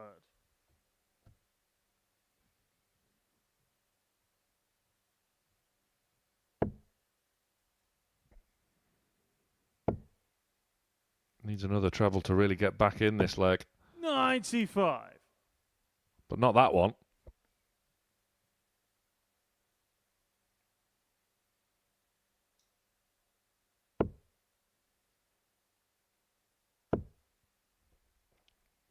Warburton now with a loose start of his own.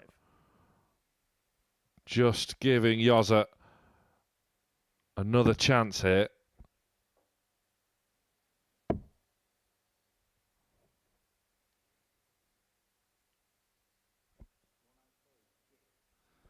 Just taking time to recalculate. 135. And that's a good visit.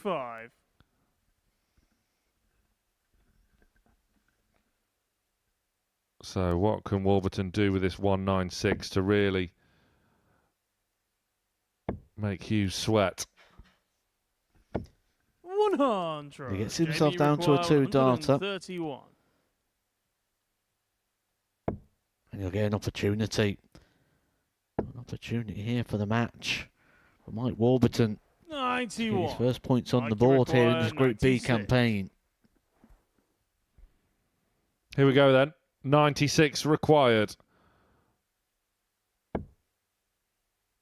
Now, which way will he go? He went a treble for double, 56. tidies it up, but Jamie this require has 40. to go if you are Jamie Hughes. Just taking that extra bit of time as he eyes up double 20. Perfect marker. Just needs to go underneath as opposed to on top. There it is. Flag, Jamie Hughes. Could that be a turning point for Yozza? Fifth flag, May have it's felt a Jamie little bit to the alien going for reverse. those doubles for Jamie Game Hughes. on. Only had 2 darts at a double until that point. And last dart in hand, that will be the one that really gives Mike Warburton that sinking feeling. Because you just start to get your hopes up, you just start to wonder. 134. Especially when that first dart was so close to the wire. Was that a friend or a foe? Was it in the way? Well, it was a break back. We'll need another. 41.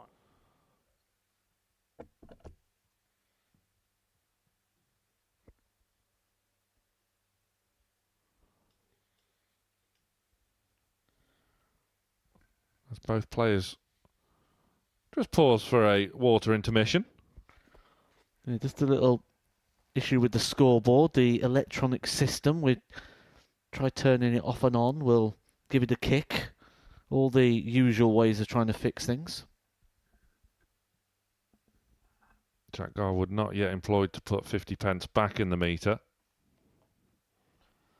I've never seen Jack Garwood put 50 pence up to anything.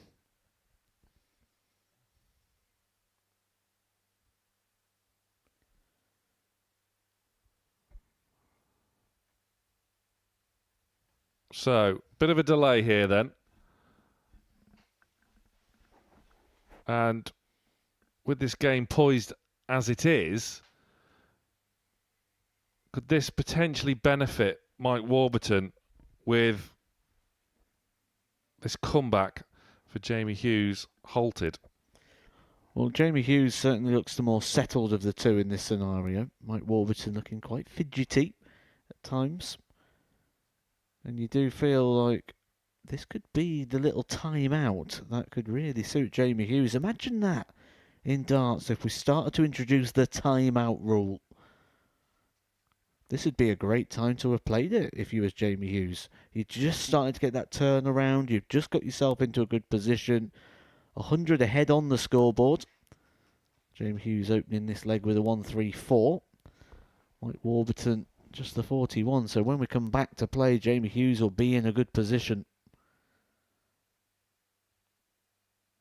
But it's one of those where if this turns around, this is what Mike Warburton will probably pin it to. He'll look at this sort of situation, look at this scenario, and say that delay in play when I was 3-1 up was the thing that cost it. Hughes just staying composed, waiting for the time to come.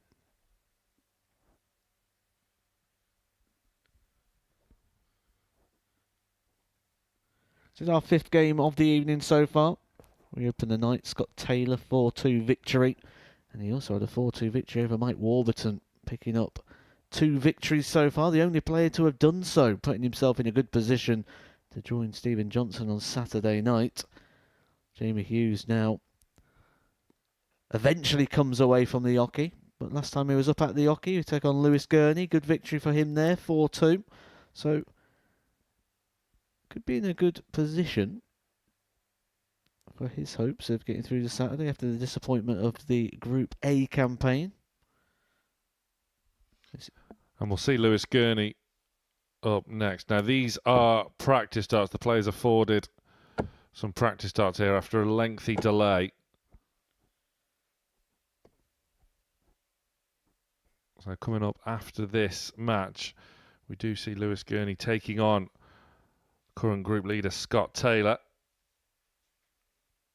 before Jamie Hughes is back on stage to face Colin Osborne in a game we've seen already this week in Group A.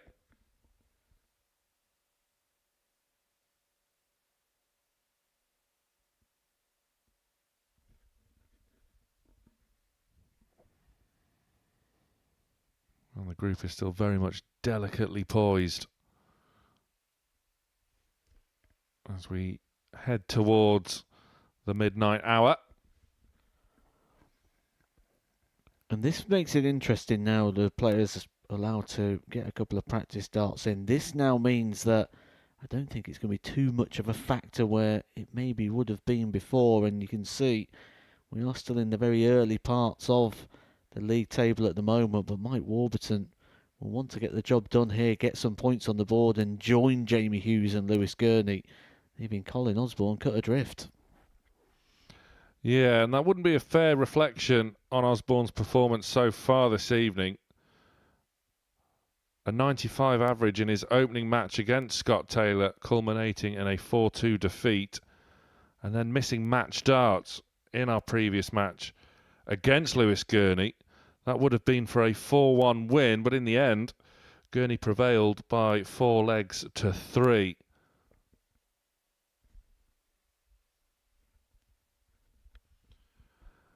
So, seems a perfect opportunity to have another look at the players that will grace the stage next week. Who jumps out at you that you're looking forward to seeing?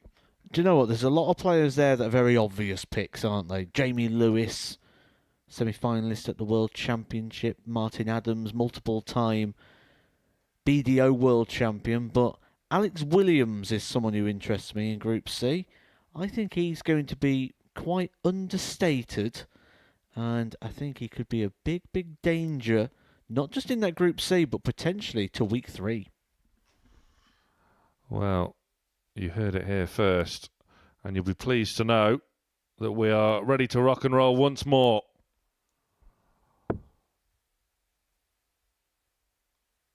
Jack Garwood's managed to find 50 pence in his back pocket. 58. Popped it in the meter, and we're back up and running.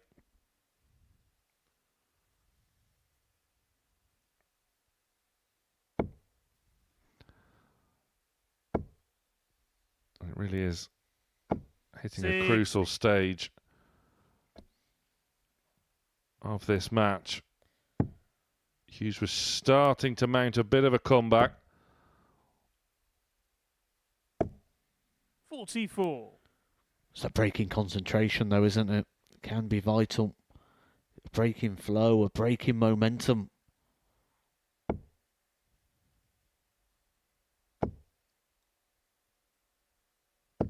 $140. So Warburton back in business in the treble 20 bed there. Hughes switching to 19s, which was very much an ally in his opening match, leaving a showpiece checkout.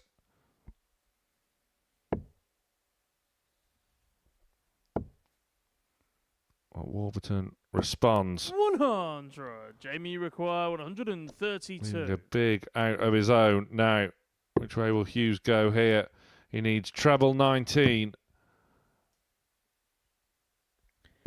He'd have fancied that bullseye as well, wouldn't he? Jamie Hughes acting as a bit of a bouncing board there at the top of the bullseye. That dart at the 25, but Mike Warburton could get the job done here with another one of those. It's tops.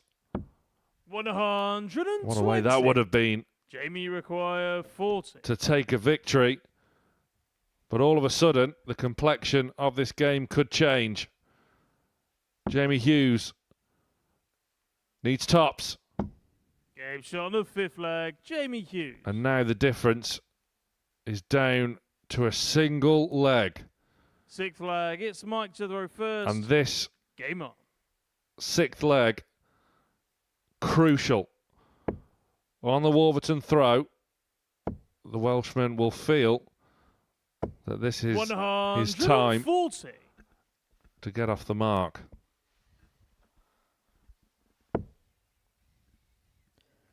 Just had half a leg there as well, didn't he, Mike Warburton, of which to sort of regain the focus, regain the control. Although, could be battling a couple of demons after losing a 2-0 lead in the last game. 100. Just want to get the job done, get the points on the board. In contention in this group. Yeah, get back to that practice room with 2 points on the board. 140. But Yoza has other ideas.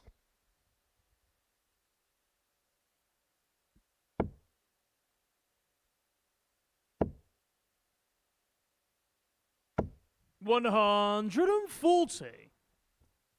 1-2-1 remaining for Warburton then after just 9 darts. Jamie Hughes sticking with 18s. 126.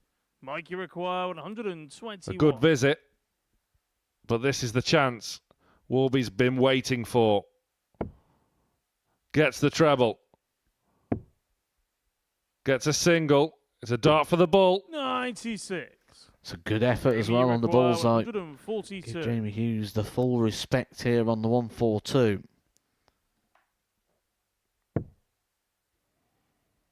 And the 17s route.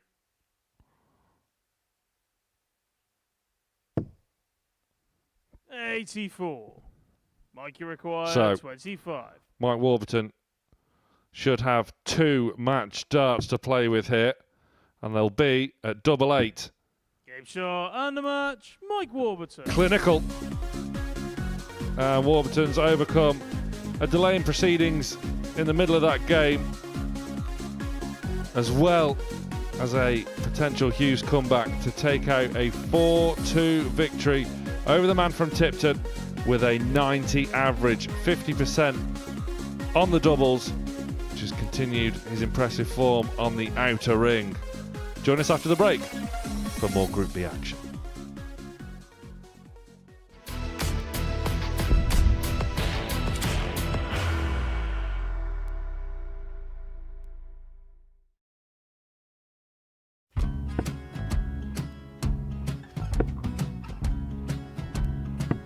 $54. Charlie McGuire, 164.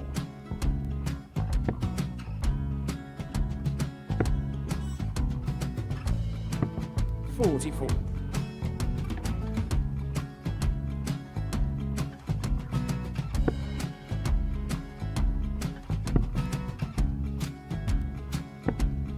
$32. Charlie required 120. Well, 120. He's got a fair, at least 2 handfuls of this. Just needs to stay 60. there. That's a good shot. Halves his score. Leaves himself on a 2-darter.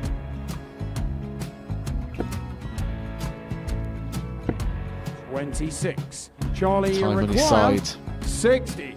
to become back-to-back singles champion.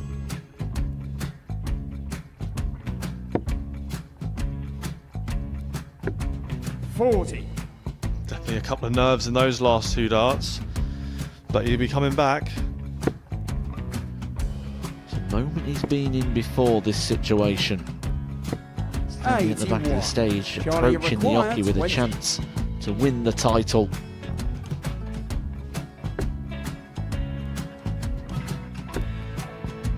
He did this to win the first title, if you remember. 11. I think he's gone. Georgia I think he's gone to 180. bust it, maybe. The first title he won, he wanted 20. He went 6-7-7 to win it. He had a chance to replicate it again. Yeah, I get the feeling that was for a bust. And 39. on that situation there, George Gage wasn't even 9. able to take it out going to the 18s on that switch. Yeah, I think he just panicked a bit, but he's done well to get that big one. Sometimes can be the hardest part. Georgia requires This is it. 79. It's got to be 19s. It's got to be 19s for this shot. Big 20 and a double. He's got the first one. He's going to get a match dart here.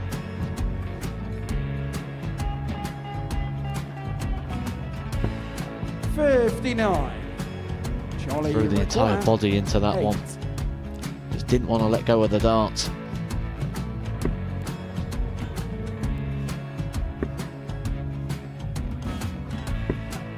No score. He's given George a chance. George require 20. I think George has been quite good on double 10 today. So many opportunities for Charlie Murphy. Go Couldn't get the job Got done. out the match! And the Red Dragon George Modus Skate. Super Series Influencers Champion, George Skate!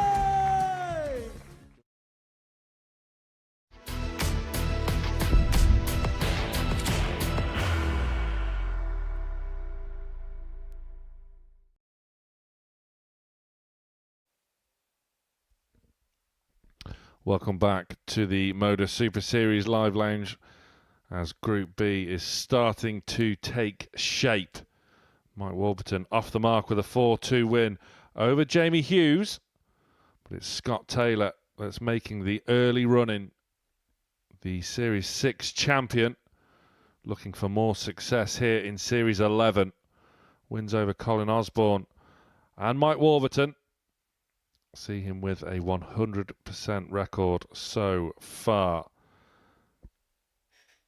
He'll be looking to maintain that record against Lewis Gurnie, who's on 2 points himself with a big win over Colin Osborne, where the Wizard missed match darts for a 4-1 win over Gurnie, but the youngster from Sussex prevailed in a 4-3 win, leaving him alongside Jamie Hughes and Mike Warburton on 2 points apiece.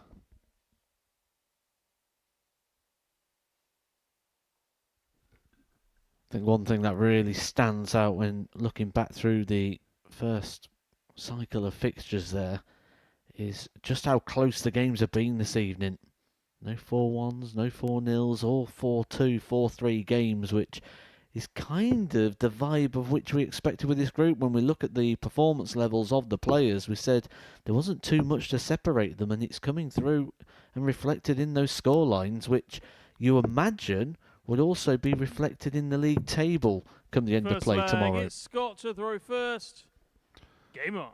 Now, we mentioned earlier Lewis Gurnie was cutting a frustrated figure at some point, and judging from those 96. practice starts there, that mood may not have changed despite that 4-3 win earlier this evening. 100. Just in the mood to crack on with things, isn't he, Lewis Gurnie? Just wants to get down to business, get to the serious stuff, and see if he can be the first person this evening 81. to dislodge Scott Taylor's attempts at picking up another Super Series title. 108. Well, that's the perfect way to go about things, as we get a maximum in the opening leg. 125.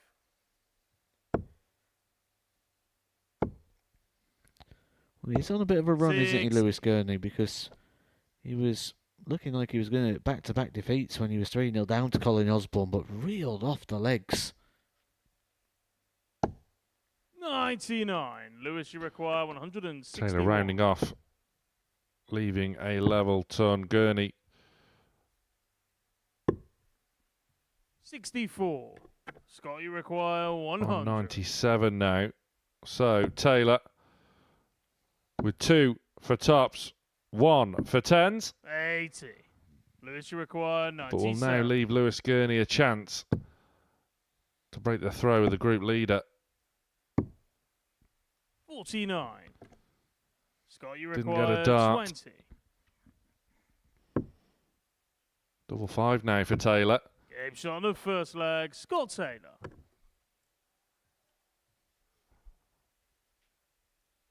Second leg. Just about it's muddles Lewis his to way throw through first. to hold throw. And you predicted 40. earlier on this evening that due to his throwing style, his throwing action, that Lewis Gurnie may well go low. 135. And he did on all 3 darts of his opening visit there. 96. Going to be something he battles against. Whenever he's sort of got this chopping motion within the throat. 99.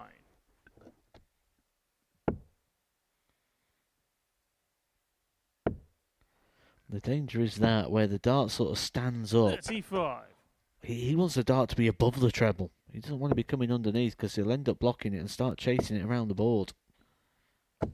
85.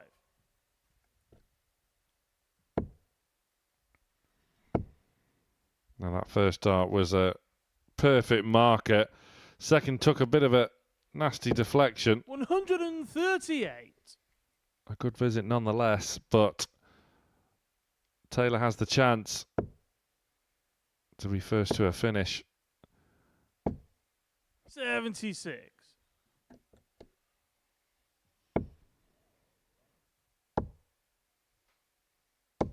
$140. Yeah, nice reply there from Gurnie. 106. Putting the pressure on this, 106.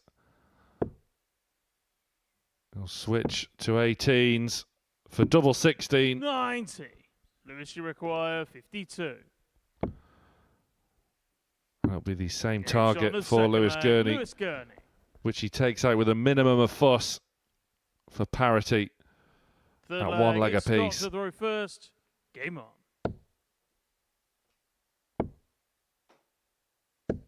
95.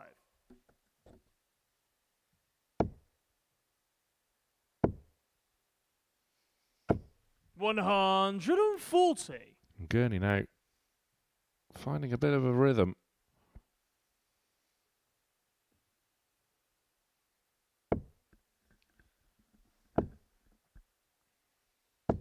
$140.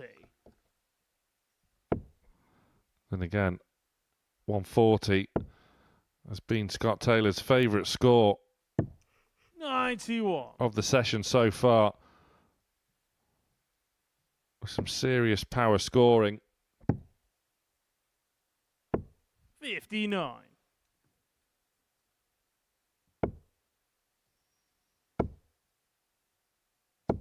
$60. Yeah, it's an unlucky visit there from Lewis Gurney. Was deserving of more. 43. But Scott Taylor's just given him a glimpse here. He'll potentially have 6 darts from this 210. But that single 5 certainly won't help matters.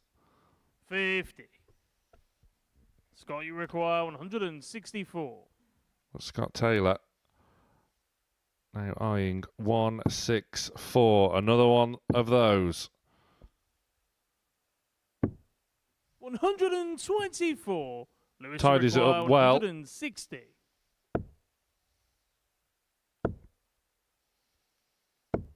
$40. Scott, you require 40. So, tops. One left in hand for 10s. 20. Lewis, you require 120. Missing chances here, Scott Taylor. 1 from 8 on the doubles. We'll get more 88. opportunities, but Scott, now you Lewis require Gurney ready 20. to strike should Scott Taylor make further mistakes here on the outer ring. Chasing it round to double 5. No score. Oh dear Lewis, you me. require 32. Chasing doubles with Gurney eyeing double 8.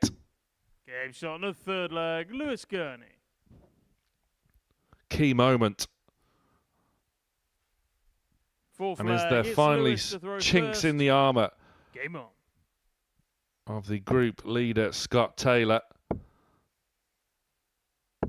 100. And it's Lewis Gurney who's now eyeing a charge to top the group. 59.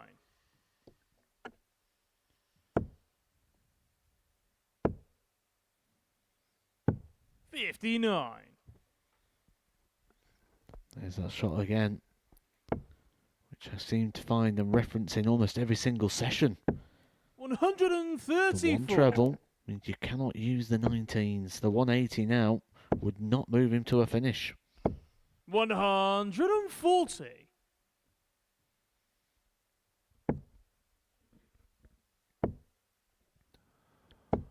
58. On this occasion, it didn't matter as Lewis now looking 94. to set up a finish, which he does. Taylor behind. 96. Lewis, you require 108. Reaches a finish of his own now. Was eyeing Shanghai 18s there, but Scott, you require 154. couldn't find the treble. And Taylor could be, for the first 96. time Lewis, this you evening, in a require spot of 52. bother.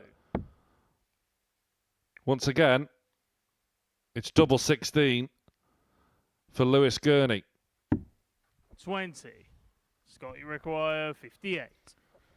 And this game could well take another twist. Game shot And of four twist flag, it Scott does. Taylor. 2 darts missed by Gurney for a Fifth 3-1 flag, lead. it's Scott to throw first. Game on. I think all things fair and considered, really, with the opportunities, you'd probably say it's where it should be right now, this game. 58.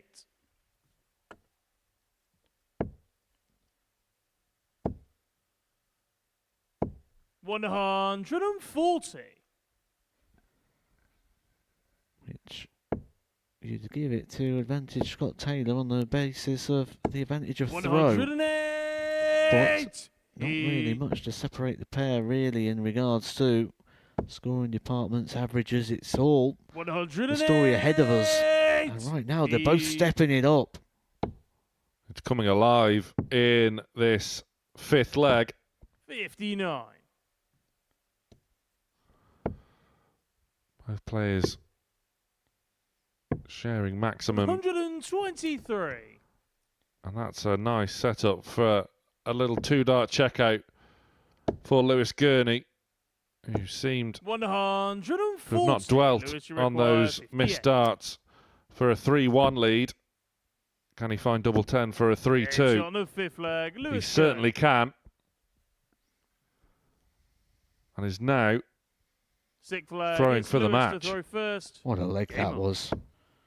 As you mentioned, a fantastic response. Just looking so 135. likely right now.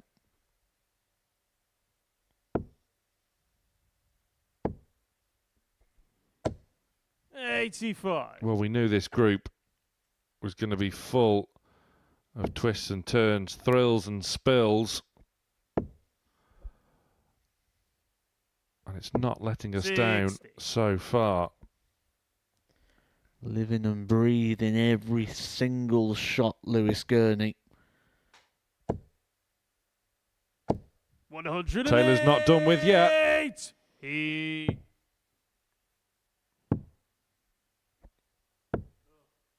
91. There's been a couple of occasions where Lewis has just drifted into that treble 5. 140. And Scott Taylor means business here. 59. Scott, you require 96.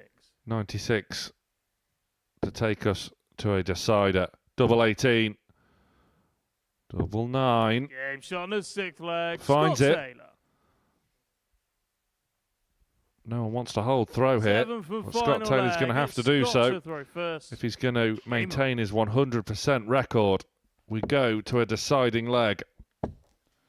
Such a quality from both there, wasn't it? 41. Both finding 12 darts to get the breaker throw, but an early invitation there. Not just a dry visit, didn't even keep it straight, Scott Taylor. 59.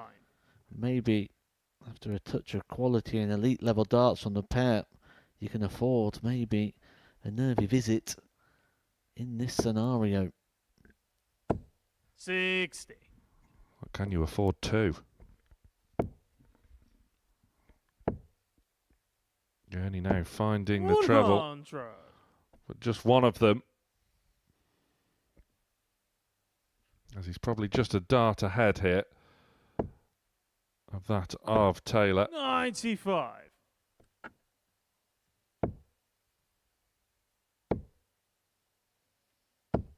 $45. Now then,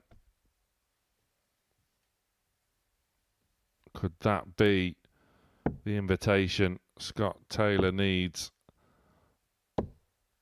to take charge of this deciding leg once more? He's down to a finish. Same scenario needed here for Gurnie. Needs a couple of trebles. Let's move right the way across the hockey to try and find a way past. Can't do so, so it's now 6 darts for Scott Taylor. He's going to use them wisely. He uses this purely as a setup shot to leave himself his favourite double, to leave himself on tops, to keep the run of wins intact. Yeah, great board management from Taylor, 40. who now needs double top. Game shot And double top. Scott Taylor. He hits with his second dart. And Lewis Gurnie, who won by 4 legs to 3 in his previous match, has suffered defeat by the same scoreline here. Scott Taylor maintains his 100% record with another average north of 90. Lewis Gurnie, decent enough on the outer ring, but work to do from the youngster from Sussex. Coming up next, it's Colin Osborne against Jamie Hughes.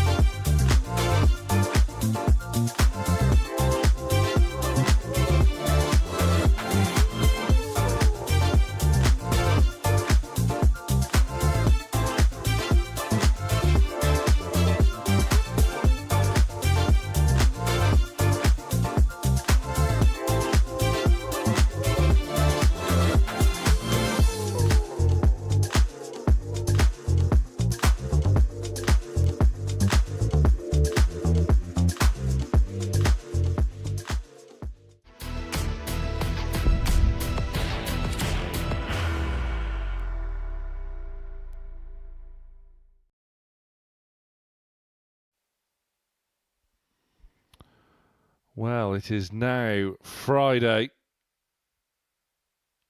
live on Pluto TV. We are down in Portsmouth at the Modus Colin Super to the Series first. Group B. Game on. And now we have a fixture which we saw in Group A, where Colin Osborne takes on Jamie Hughes. Osborne yet to pick up a victory so far this evening, 140. but hasn't been playing badly. Jamie Hughes got underway with a win, but I think it's fair to say Matt Edgar was a bit hit and miss against Mike Warburton. Probably more miss than hit as well in regards to that performance.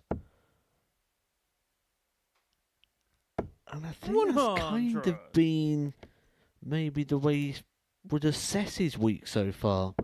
That he hasn't quite found that consistency that we know he's got within his game that's took him to a European Tour title. 108. Absolutely. He...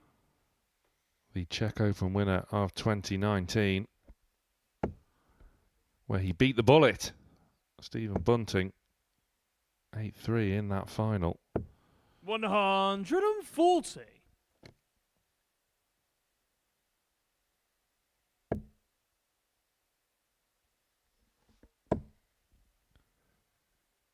We'll be happy with what he's doing here. Back-to-back maximums from Jamie Hughes in the opener to really challenge the throw here of Colin Osborne.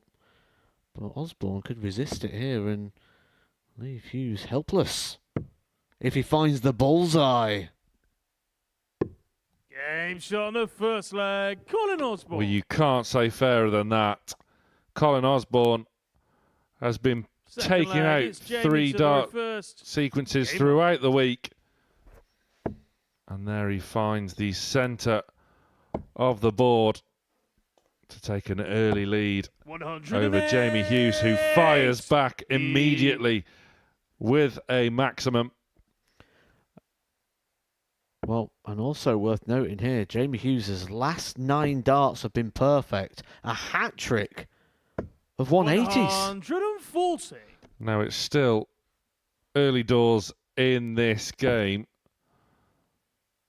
but the averages are absolutely eye-watering so far. As you can see, 128 plays 133. Steady enough. And Osborne's is climbing. 140.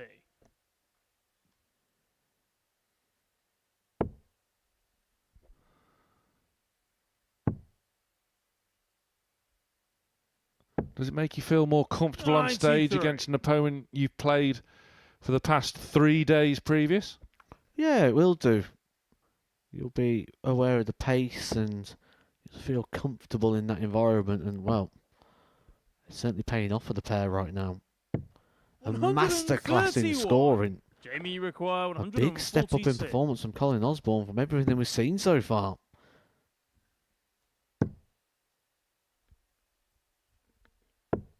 .46. Colin, you require he's been mastering the 3 dart checkouts this week, Colin Osborne. How about a 2 dart combination? Double 15. 1 left in hand. 60. Jamie, you require Can't find 100. it. So Jamie Hughes gets a chance to fire straight back with a ton checkout of his own. Yeah, that marker for the treble too good to turn down. Double 10. 80. Colin, you require 30. Now, what will the wizard do here? Will he go straight at it or will he split? It's straight at it. Game shot on the And second gets leg. it Colin Osborne. with the 3rd dart. Dart 2 felt like a real Third leg, safety it's one Colin there to from the Colin reverse. Osborne, wasn't it? It was Game on. thrown in the area, but without too much commitment to it. So it makes Dart 3 even more impressive to find that adjustment. I suppose when you're at that point, you don't fear about going inside and hitting the big 15 because it's either hit it or it's 1 apiece. So Osborne racing in to a 2-leg lead. 93. Still averaging over 114. That courtesy to the big power scoring that we was alluding to that Scott Taylor was finding earlier on, the big 140s. 5 140s in 2 legs. 100.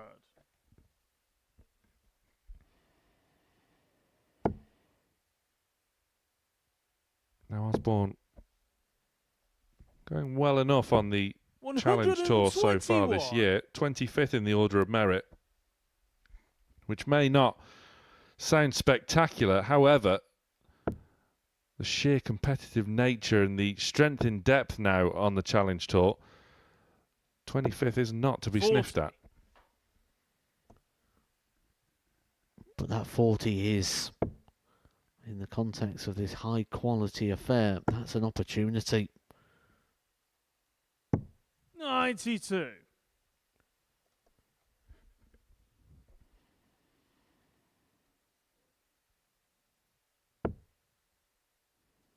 So looking to get back into the red bit. 95.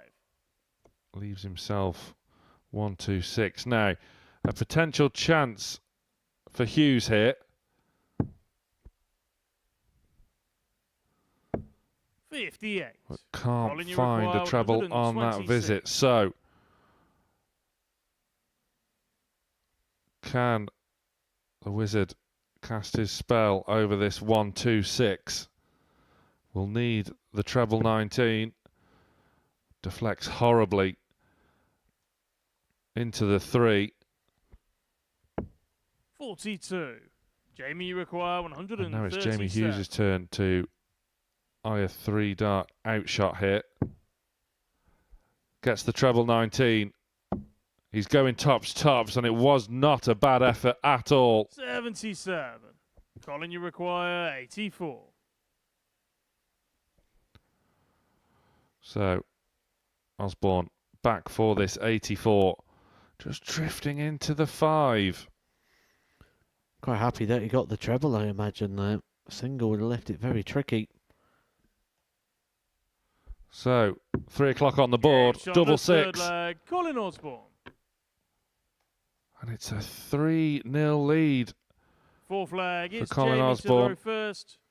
Game on. As he seeks his first win of the night so far. He came close against Lewis Gurnie, missing match darts. 57. But he'll be looking to avoid a similar outcome this time around. He's scratching his head as he goes to the back of the stage, probably wondering what's going on. If you'd have said to him, as you're walking to the stage after 3 legs, you'll be averaging 102 with 3 maximums, where do you think you are? He'd say, I reckon I'll be 3-0 up. 78.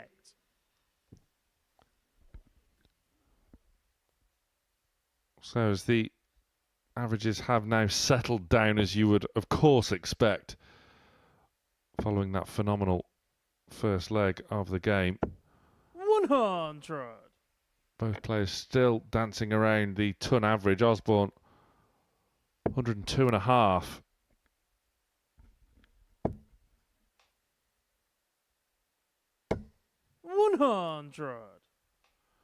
Hughes staring out at that 3rd dart.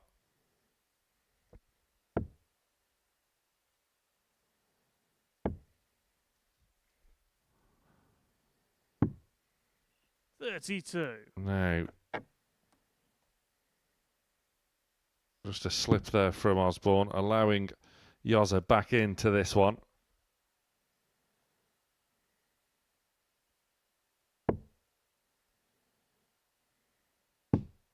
Can't find a treble. So Osborne with a reprieve.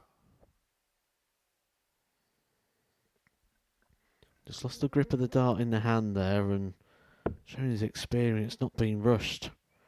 Making sure that all the darts are delivered with the same level of 59. intensity and quality of delivery.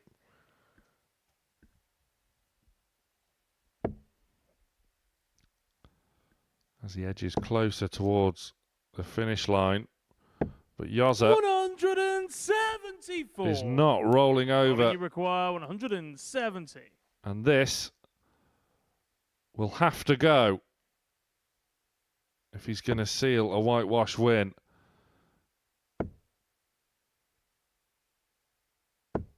$55. Jamie, you require Can't do a lot 32. with it. So,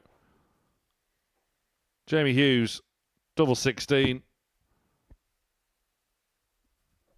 Game shot on the Yeah, full followed flag. it in, Jamie down the barrel. And gets a leg on the board. Flag. It's Colin to throw first. Game on. It was a hold of throw, but it's something to potentially kick-start Yoza back into gear here. 49. Something to waken up those demons as well that may be swirling in the head of Colin Osborne, because he's been here already tonight. A 3-0 lead has been in play, and he ended up getting reeled back in and lost 140. in his previous game when he was 3-0 up to Lewis Gurnie.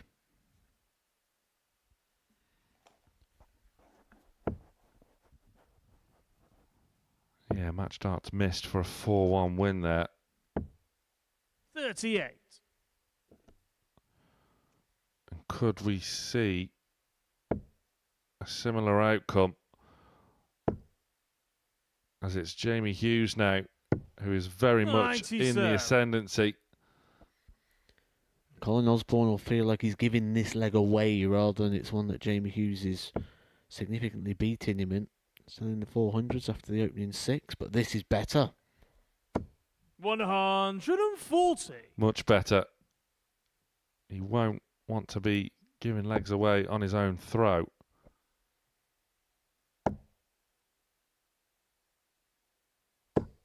$100.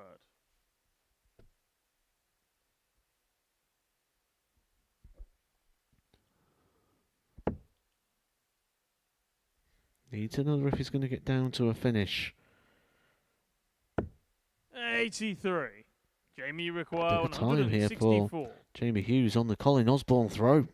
Yeah, doesn't need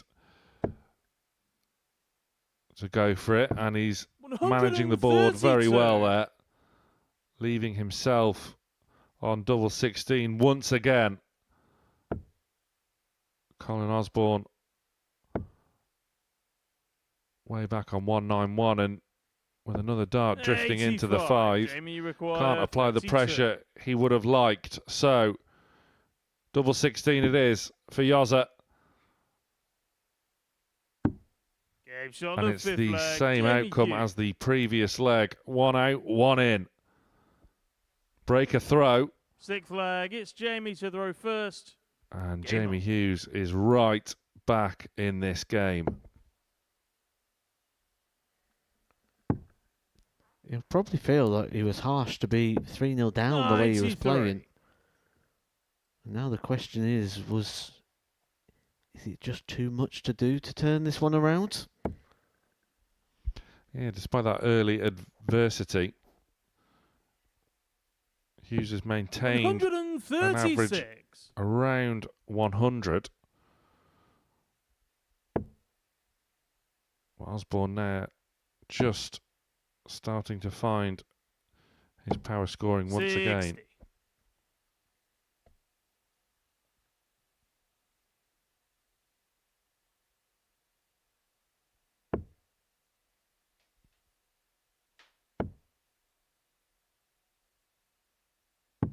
59. Makes you wonder when the panic may kick in for Colin Osborne. Not just because he's seeing this one get closer and tighter in regards to the scoreline, but because of what happened to him earlier on when he let a similar lead go.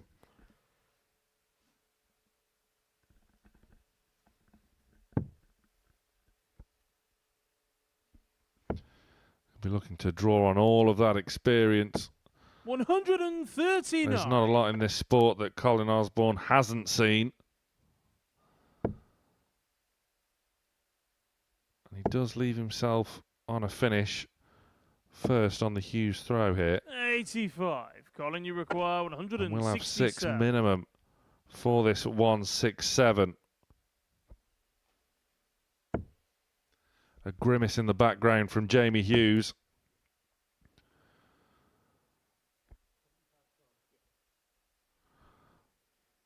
As Osborne now looking to leave this suite. 135. Which he absolutely does.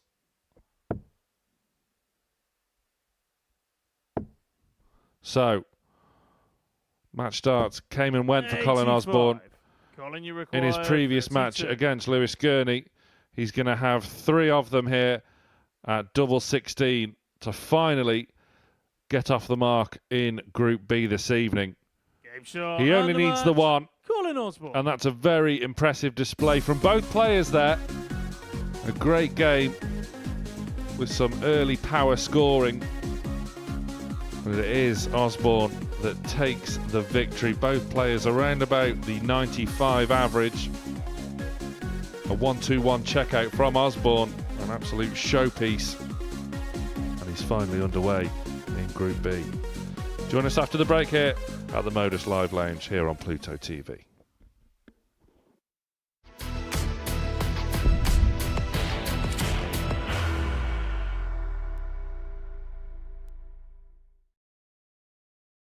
Are you ready to lift that trophy, Darius? Yes.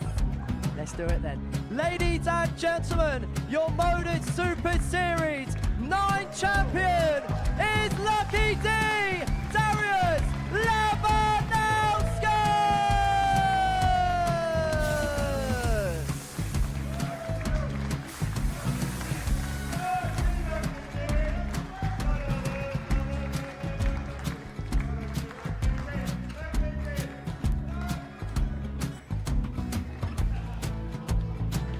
Well, what a wonderful night of darts we have seen, and we are ready. Our champion is ready, and it's trophy. So receive the trophy. £25,000. The new Modus Super Series champion, the Terminator, Marvin Van Velzen.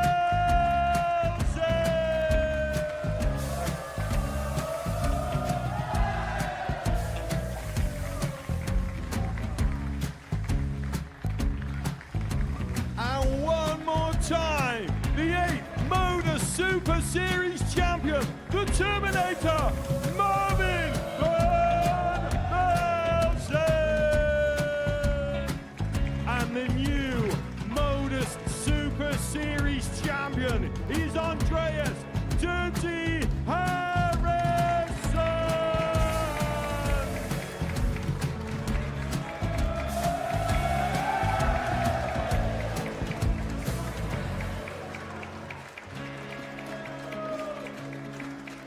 And one more time, the 7th Modus Super Series champion. Give it up for Andreas Dirty Harrison! The moment we've all been waiting for. Would you please show your appreciation for your Series 6 Modus Super Series champion, Scott Taylor!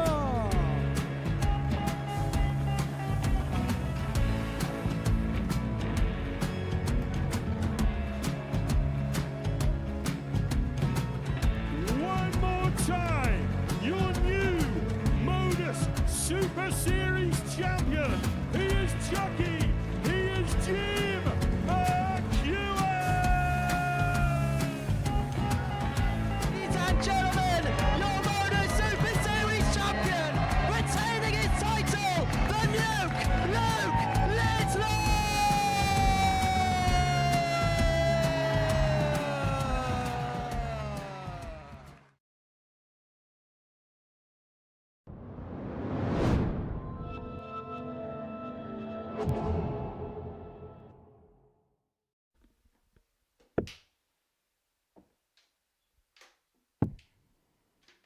Welcome back to the Modus Live Lounge. Live and free here on Pluto TV. Some argy-bargy on stage, but in a nice way, thankfully.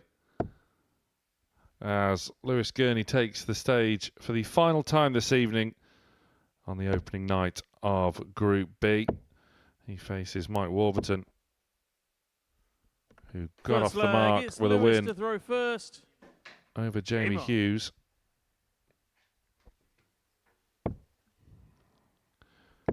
And Warburton 59. still has one more game to play after this one. It feels like Lewis Gurney's got better as the night has gone on. The performance feels like it's improved. However, I don't think this is a game that's going to suit him because 41. Mike Warburton a little bit more deliberate, won't let Lewis Gurney get completely into his stride here. Well, you're right. 140. As Lewis Gurney's averages so far this evening, in order, are 84, 85, and 86. So were you a betting man, you'd have to be on 87, really. 60.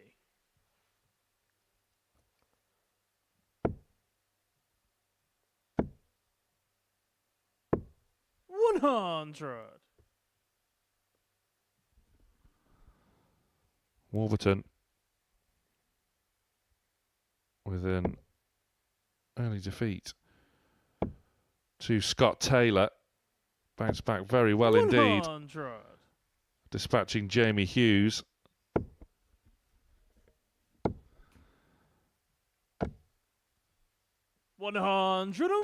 Lewis Gurney, though, making the early running here. 62 remaining after just 12 darts thrown.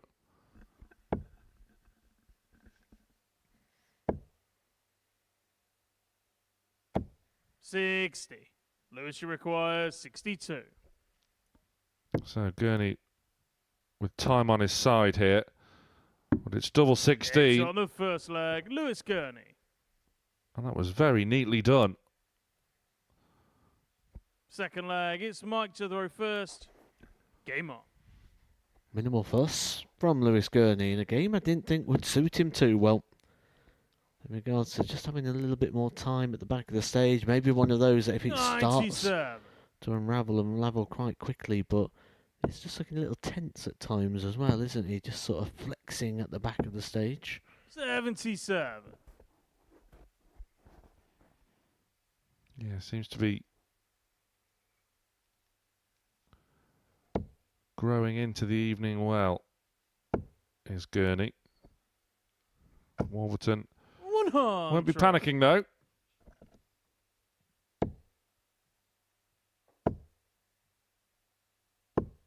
$81.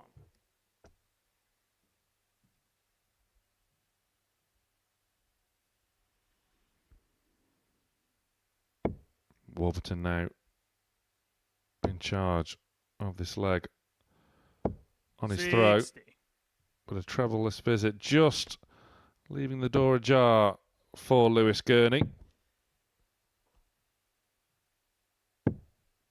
31.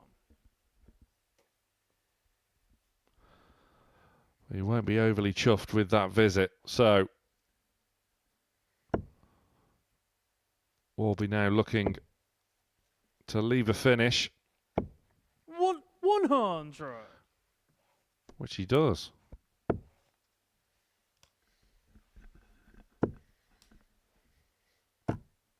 $45. Mike, you require 144. Kind of a replica of the first leg.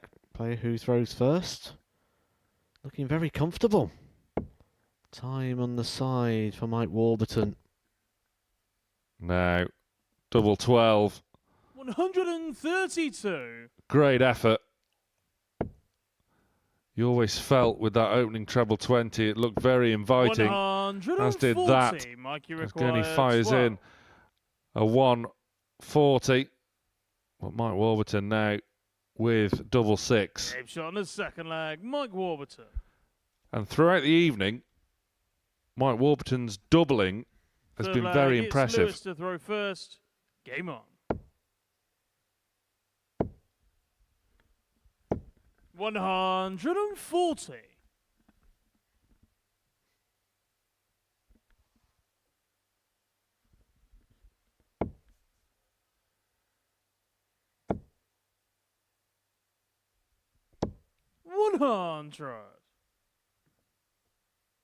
So strong starts to this third leg. 81. And you have to feel that potentially the loser of this game is in a bit of a weak position.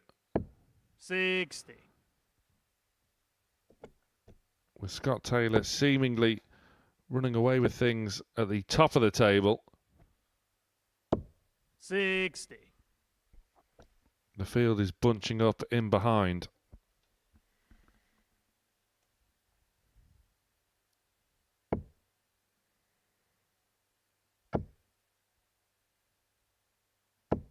$140. Gets himself back into the leg. Not really seeing a threat in the early legs in regards to a breaker throw, but now here comes the possibility. Lewis Gurnie unable to leave a finish there. Warburton can find a treble with his first 2 darts. Will open up an opportunity here. 100. Gets one with his final dart of the visit. Gurney searching. 100. Mikey require 101. With Warburton now eyeing up 101. Options. Down the board he goes. Just the wrong side of the wire. 61. Tidies it up, but 76. will he get a chance to come back? Gurney stays up for double 18. 58. Mikey require 40. And it is Mike Warburton who comes back to the board for double top. And a 2-1 lead. And you always felt that Warby was going to dispatch that double, as he has done all night. And we mentioned about Lewis Gurney's night. Felt like it's been getting stronger as it went on. It's kind of been the opposite in this game. It started really strong and then it's just sort of tailed away. 45.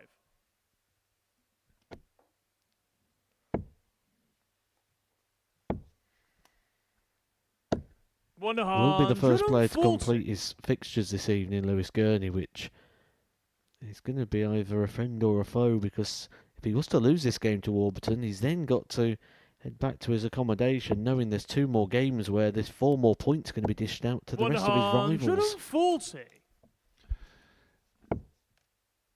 If you were in Lewis Gurney's position, would you be hanging around to see the final 2 games of the night, or will you be getting out of here? Oh, I'd be gone. Absolutely.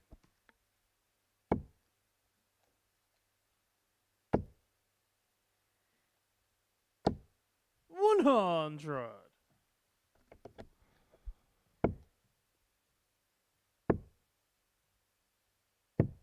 $57. So, nip and tuck in this 4th leg.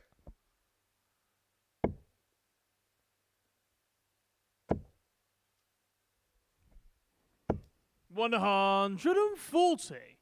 Good 2 treble visit there from Warburton. Gurney needs to respond. 100. Mikey requires Gets a ton. 76. But Warby's now 76 points away from a 3-1 lead. Now, 1 for tops. 36. Lewis, you Doesn't require get it. 104. This is where that last start from Lewis Gurney going in the treble really comes into play. Because it only means he needs that 1 treble, but it's another 91. dart. That's Mikey been the story of requires his night. 40. Unable to cash in those opportunities. Great marker. Just looking to go the other side this Gets time. on the 4th leg, Mike Warburton. And the way Warburton's been doubling this evening, you always felt comfortable Fifth leg, it's that he Lewis was to throw going to first. make it. Game on. 3-1 here, moving just one leg away 121. from victory.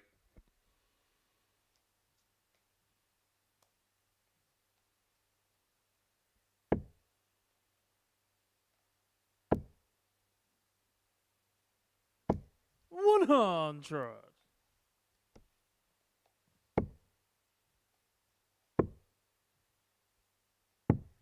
$40. So you mentioned there, if you were Lewis Gurnie, you'd be down the road straight after this game, which is his final match of the evening. How would you be assessing your performance of the night, were you Lewis Gurnie? I don't think he's going to be happy with the return because we mentioned that he's then got to wait 2 more games before the close of play tonight. Jamie Hughes taking on Scott Taylor and Mike Warburton taking on Colin Osborne. But tomorrow, Mike Warburton takes on Colin Osborne in game 1. Jamie Hughes takes on Scott Taylor in game 2. So there are 4 matches to play before Lewis Gurnie comes back. He could be cut well adrift. Or at least feel he will do in regards to that sort of scoreboard pressure that will come from the league table.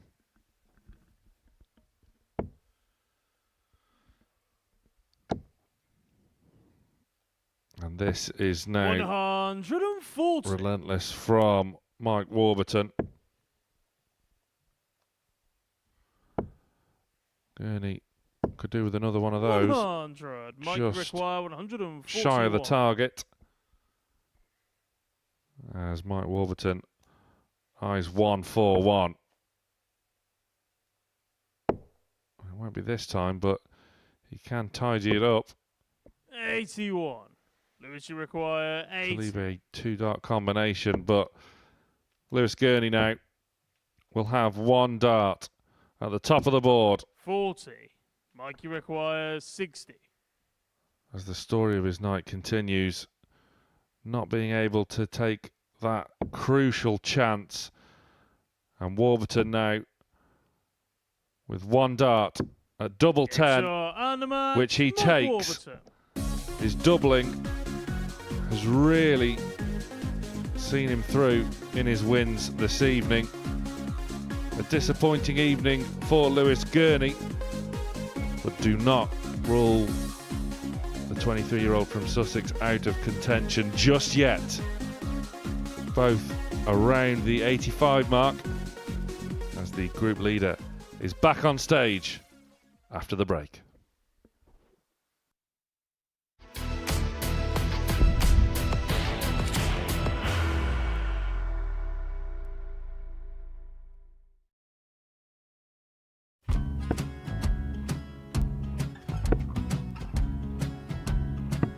$54. Charlie require 164.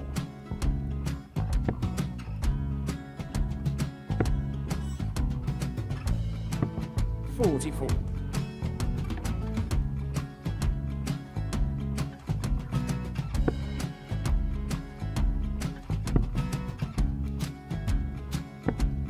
$32. Charlie require 120. Well, 120. He's got a fair, at least 2 handfuls of this. Just needs to stay 60. there. That's a good shot. Halves his score. Leaves himself on a 2-darter.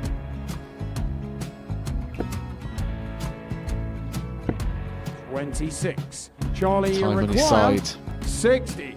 to become back-to-back singles champion.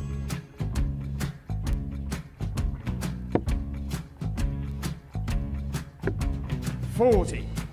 Definitely a couple of nerves in those last 2 darts. But he'll be coming back. It's a moment he's been in before this situation. Standing at the back of the stage, Charlie approaching the required hockey with a 20. chance to win the title.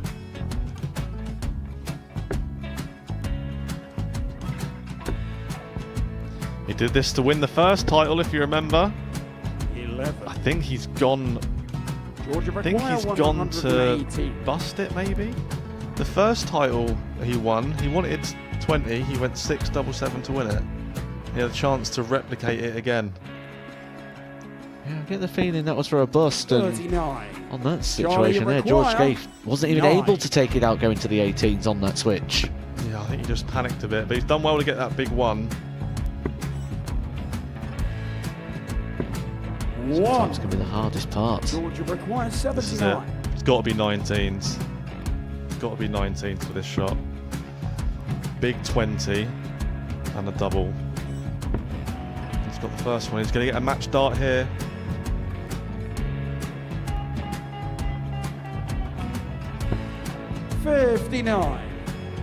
Charlie, Threw the entire body into that one. Just didn't want to let go of the dart.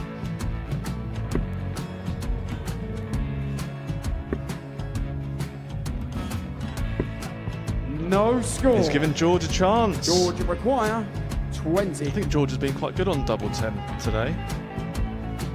So many opportunities for Charlie Murphy. Couldn't get the job done. The match! And the Red Dragon George Modus Skate. Super Series Influencers Champion, George Skate!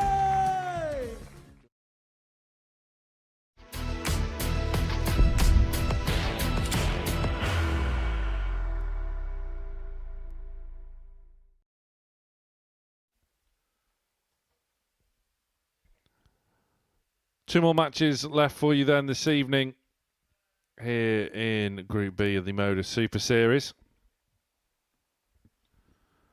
And this one should be a real tantalising affair as we head straight into the action between Jamie Hughes and group leader Scott Taylor, who's looking to go through the card here, as Tom Cromwell did this afternoon in Group C.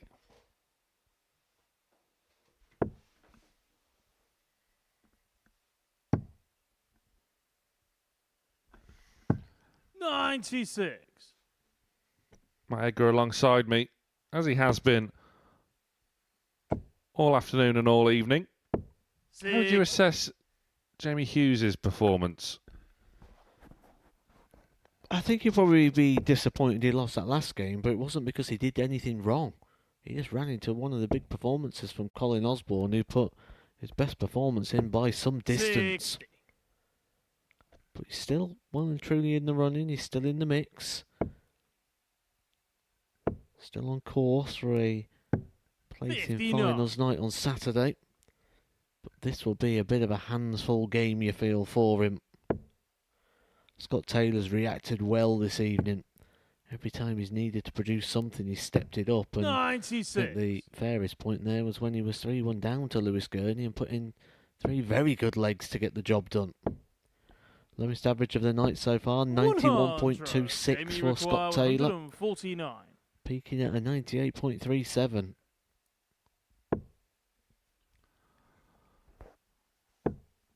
So Yoza with a bright start.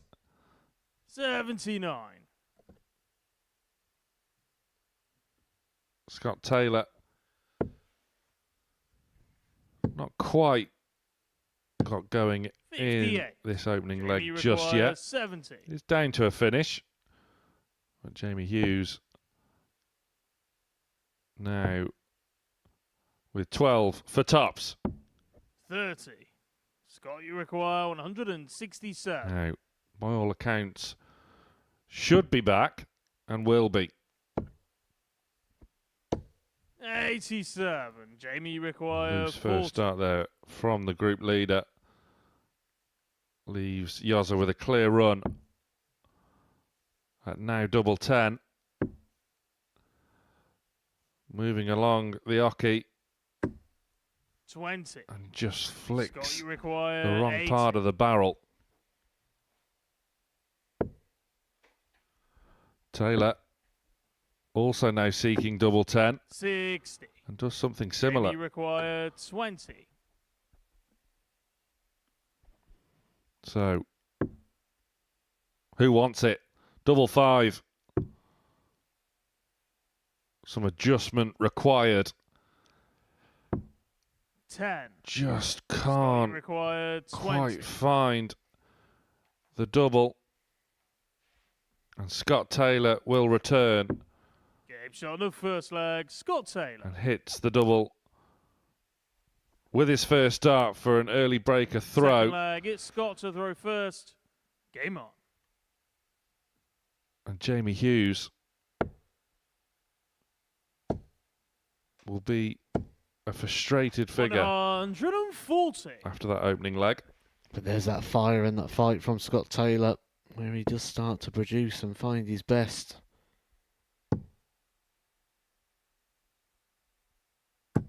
$96.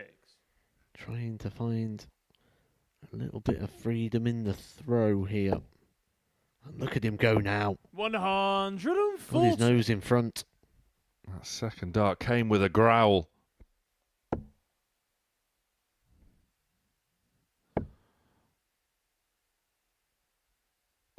Where Hughes is now resorting to sheer brute force in firing in. 100.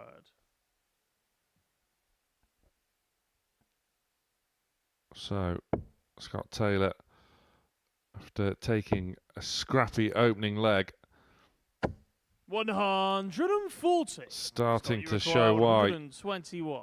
he could go unbeaten this evening. 81. Leaves himself on tops. Hughes on a bogey.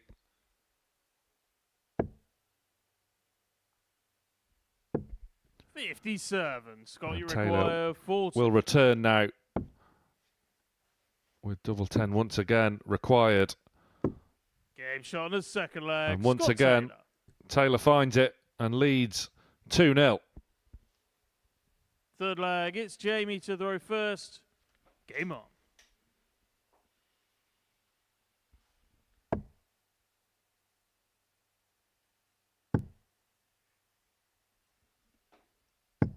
$134. That's more like it from Yozza. One positive from the evening has been his 96. switching to treble 19. It seems to have been a real ally for him tonight.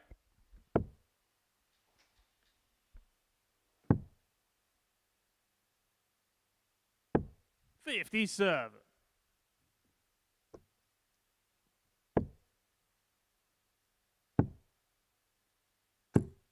$58.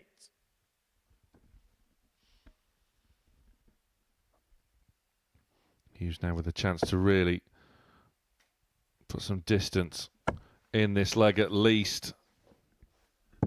97. And it's that switch again to the treble 19 that proves vital. 100.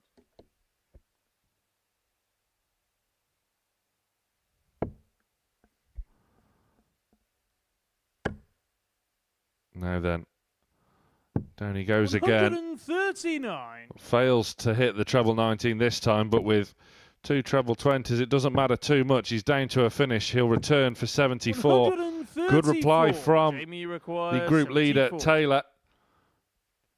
But can Jamie Hughes really get himself back in what is his final match of the night? One for tops. 54. But again, require 130. goes low.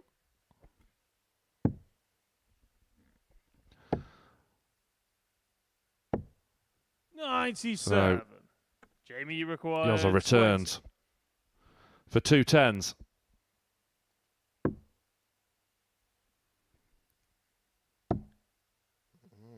Just no score. Cannot find the outer ring. Game shot on the third leg. Scott And Taylor. that is where Scott Taylor has been excelling. Fourth leg, it's Scott to throw first.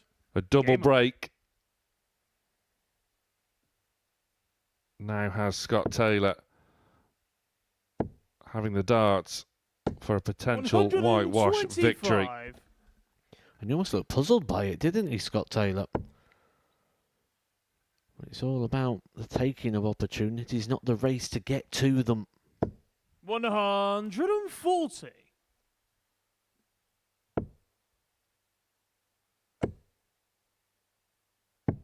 $97. He has a facial expression for every single dart he throws, Scott Taylor. He's giving each individual arrow instant feedback.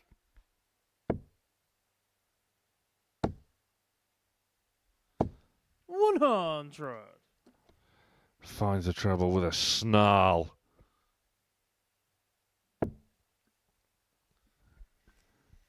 Hughes, though, a face of focus. What a leg here from Jamie Hughes. Big power scoring. Back-to-back 140s before a max. 139. Jamie, you require 41. Now then, can Yozza finally find a double? Shifts across. 9. And Scott, the you answer is require no. 40. So Scott Taylor returns for tops and a 4-0 win. Good marker. Game short. And the there match, we Scott have Taylor. it. Scott Taylor, a perfect record on night one of Group B. Jamie Hughes shaking his head. It's the doubling that really let him down. 44% on the doubles for Taylor, who averages just shy of 90. Coming up next, it's the final game of the night. Mike Warburton, Colin Osborne.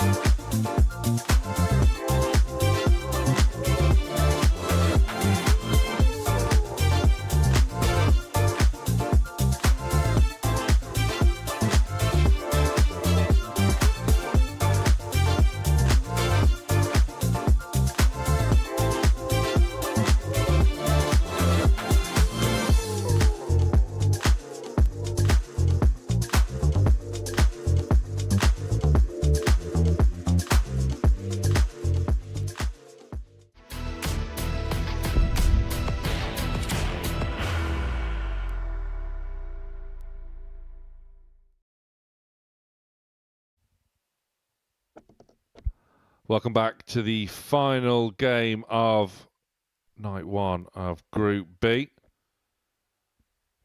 A group that is First living up leg, it's to the Mike throw hype first. as our Game final on. match is between Mike Warburton and Colin Osborne.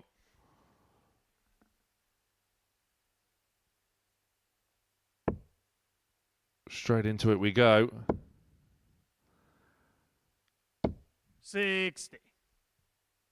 And Colin Osborne has been playing well this evening, but only has a win, a singular win, to show for it so far. 60. But the style in which he got that win was so impressive, wasn't it? The 4-2 victory over Jamie Hughes.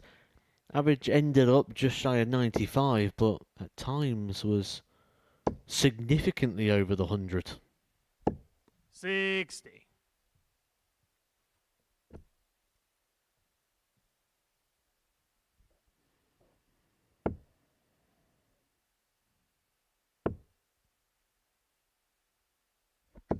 $100.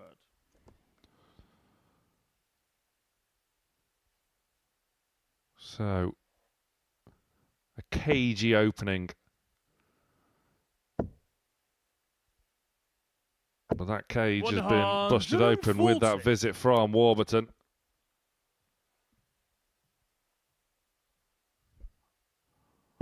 What can Osborne find in riposte? 99.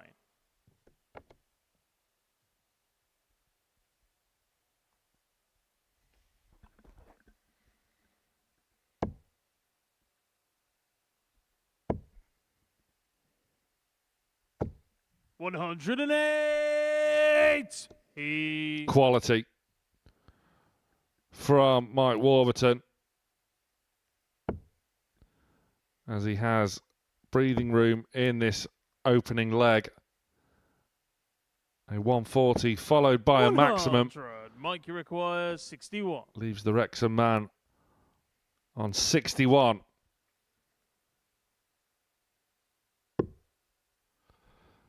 Too good. One for double four. No score. Oh, that Colin, you is a pull. 142. Not the time to do so as well. Moves him back to the 61, so instead of coming back with a handful, he's got to do it all over again. And 61's one of those tricky shots because you're coming in looking at the 25 very Mikey easy. requires 61. To overcompensate and find that bullseye. Gets the 25 this time. Double 18. Game shot the first leg. Mike Warburton. Much more like it from Warburton, who's been Second leg, peppering it's that Colin to outer the ring. First. Game on.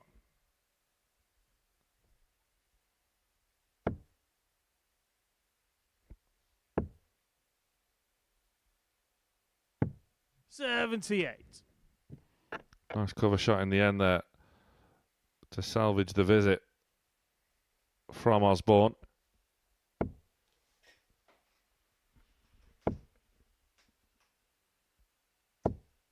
$100.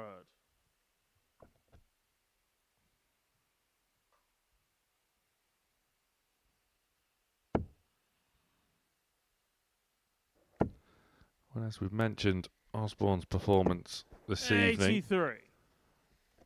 would only be fair to assess that of Mike Warburton as well. How do you think he'll be feeling following the opening night of Group B? I think a lot of it depends on this game. 108. If he wins this game, he's going to go away feeling absolutely brilliant. Victories over Gurnie, victories over Hughes, and potentially a victory over Colin Osborne would put him in a very good position in regards to the league table. 60. However, if he wasn't to win this game, I think he'll come away feeling there was a lot more that could be done. Fine lines, fine margins. As it's still very much all to play for in Group B, despite Scott Taylor going through the card. And it's very much the Northwest to the fore here today on the 60. Super Series. Mike, you require 161. With Tom Cromwell running the card on Group C. And Taylor doing the same in B. 65.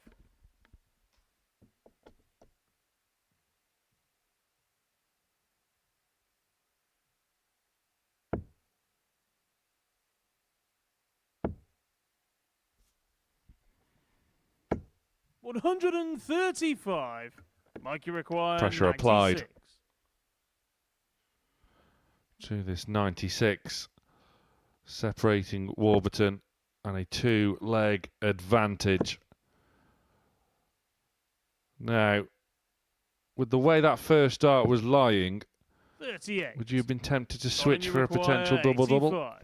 Certainly with the angle of entry which Warburton throws at, absolutely. It just goes into that understanding how the dart lies. Meanwhile, Colin Osborne needs the ball. 42. Mike, you require 58. And the way the Wizard had been finishing with 3 darts in his hand throughout this week, you're almost expecting better there. Game shot on the Warburton second leg. cleans Mike up Warburton. for a 2-leg advantage. Third leg, it's Mike to throw first. Game on.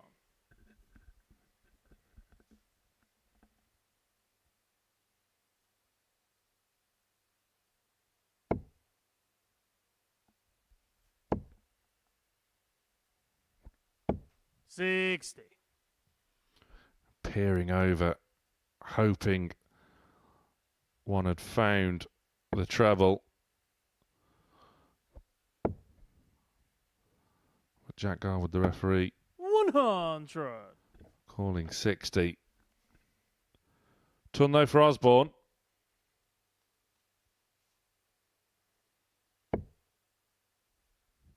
That's a very inviting first start, very inviting second. 140.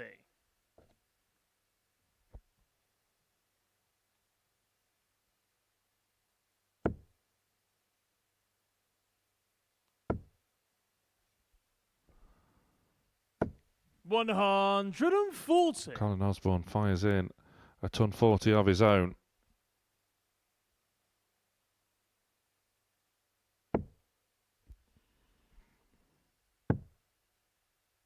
So this third leg delicately poised. 96.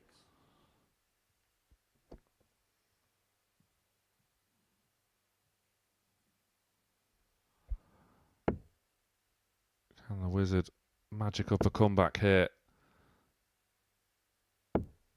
100. He'll be first to a finish.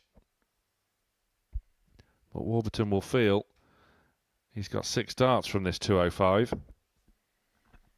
Well, certainly expecting to leave a better finish than that of Colin Osborne. 60. Unable to do so. Colin, Still you needs the require 2 trebles. Advantage 161. Colin to get that throw straight back.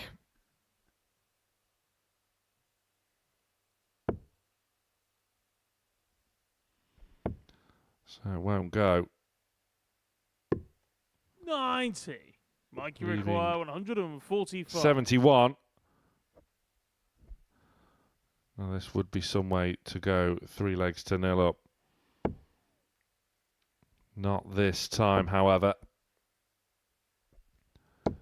60. Just a Colin, 60. you require So 71. Osborne, favourite for an immediate break back. Just dropping down into the wrong bed. 31. Just Mike, you missing require top. 85. So Warburton returns.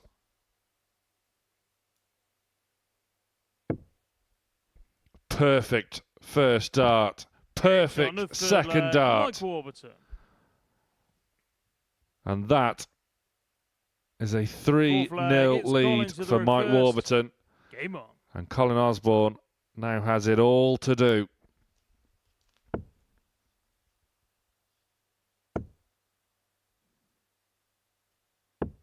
36.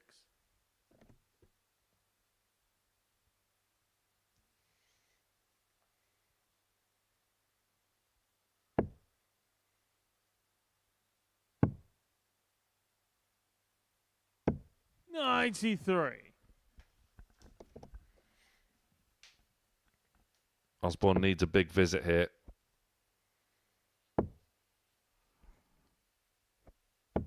$60. Can't find it. And now Mike Warburton goes favourite to win this one by 4 legs to 0. 100. He's essentially broke the throw in the scoring phase here in the opening 6.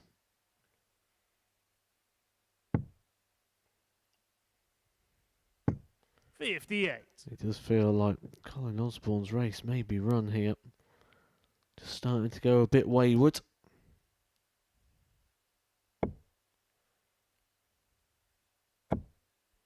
Just the one treble, a throw would be more than enough for Mike Warburton. 60.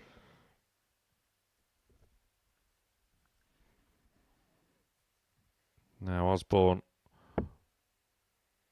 needs a big visit here after Warburton gives him an opportunity. 108. And that is exactly what he needed. A 180 to leave a finish. And all of a sudden, this leg is wide open once again. 140. Colin, you require 167. So, Colin Osborne eyeing treble 19. Can't find it. 127. Slips into the 7. Mike, you require 108. Leaves it neat. But will he get a chance to return? 108.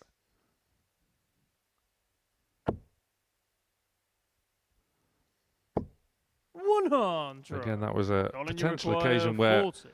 as you say, the way Warburton's dart stands up, maybe he could have potentially switched there, but Osborne now Game shot on the 4th flag. Colin Osborne. getting off the mark. And is the comeback on?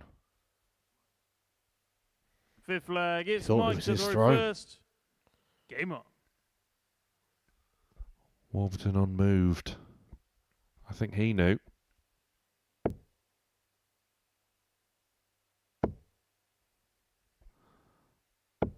Great composure 140. shown by Warburton there.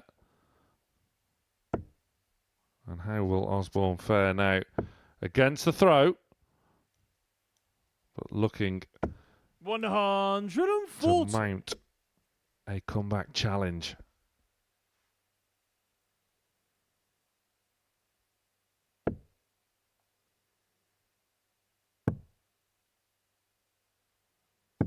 $134.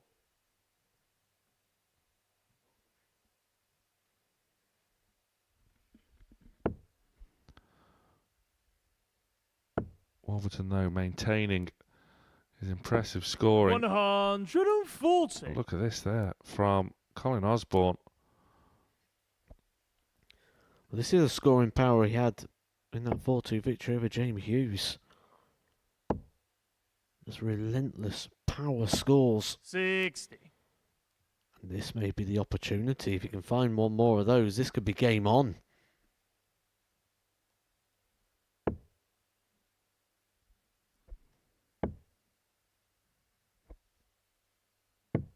$57. Mike, you require 167. These pair can barely be split in this leg.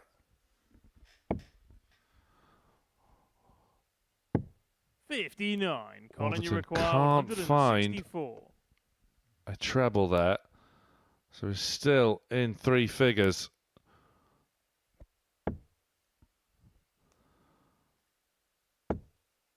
Osborne can't find a finish either. 94. Does find Mike, a you treble, require 108. leaving a 2 dart combination out. Warburton with a 3, 108 required. Gets the treble. Gets the single. Double 16. Just on the 92. wire. Colin, you require 70. And that gives Colin Osborne a real opportunity to narrow the gap even further.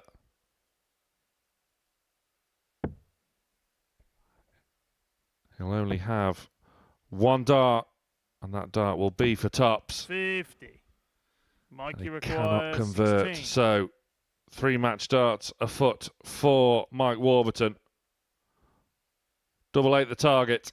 Game shot and the match. And that Mike Warburton is clinical, as Mike Warburton has been all night on his doubles.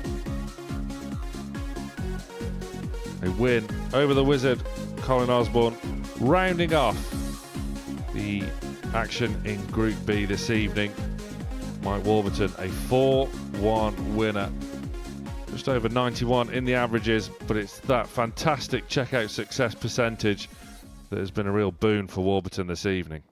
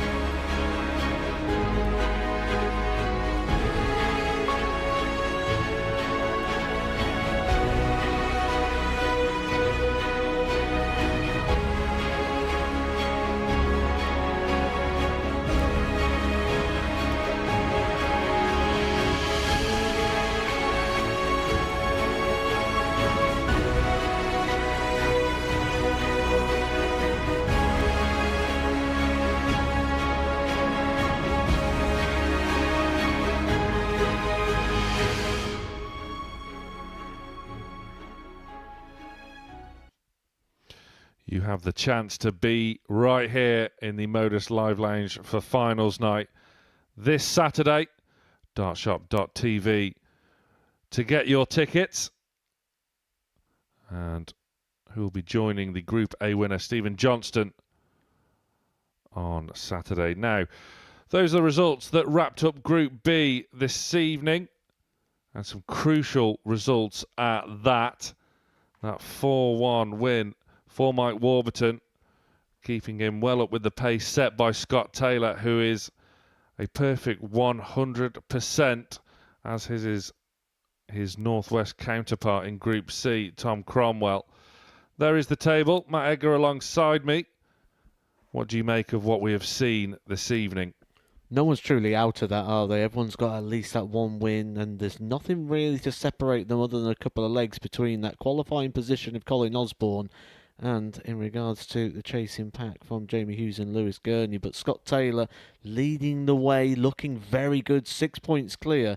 He's pretty much got 1 foot through the door already. Pretty much job done. What impressed you the most about Taylor's performance this evening? It's got to be the power scoring. The 140s have been exceptional. We've a couple of times took a glance over to the sort of record list to see where that sits, and Scott Taylor has been challenging. I think every player has had their moments so far this evening, and as you say, plenty not to be discounted, given that Taylor is clear at the top. But Colin Osborne, Lewis Gurnie, Jamie Hughes have still all had their moments tonight, but just the one win ahead of them. It's bound to be a very exciting second day of Group B, which we will be here for tomorrow evening. Group C back in action tomorrow afternoon. Coming up next here on Pluto TV on the Modus Super Series channel, a fantastic tungsten talk with Tommy Morris, also a darts breakdown with Glenn Durrant as well. Thank you for your company this evening. We'll see you tomorrow. What a finish! What a man! The drum roll finishes, and the target is hit. And that was it. And it comes on finals night, and it's a knockout. Dirty Harrison! Van Velzen!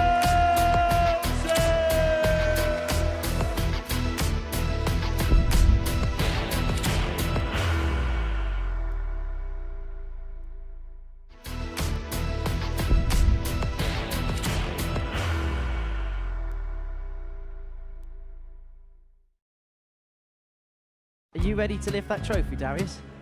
Yes. Let's do it then. Ladies and gentlemen, your Modus Super Series 9 champion is Lucky D, Darius Labanauskas!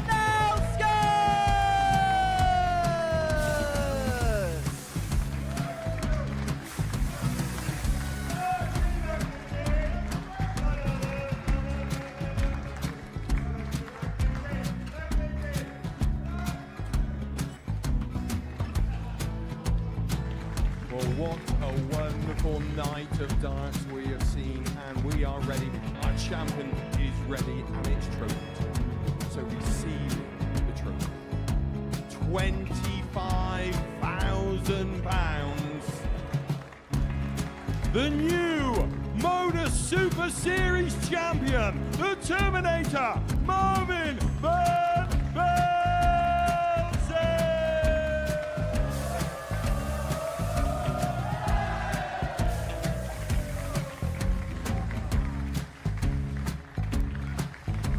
And one more time, the 8th Modus Super Series champion, the Terminator, Marvin Van Velzen. And the new Modus Super Series champion is Andreas Dirty Harrison.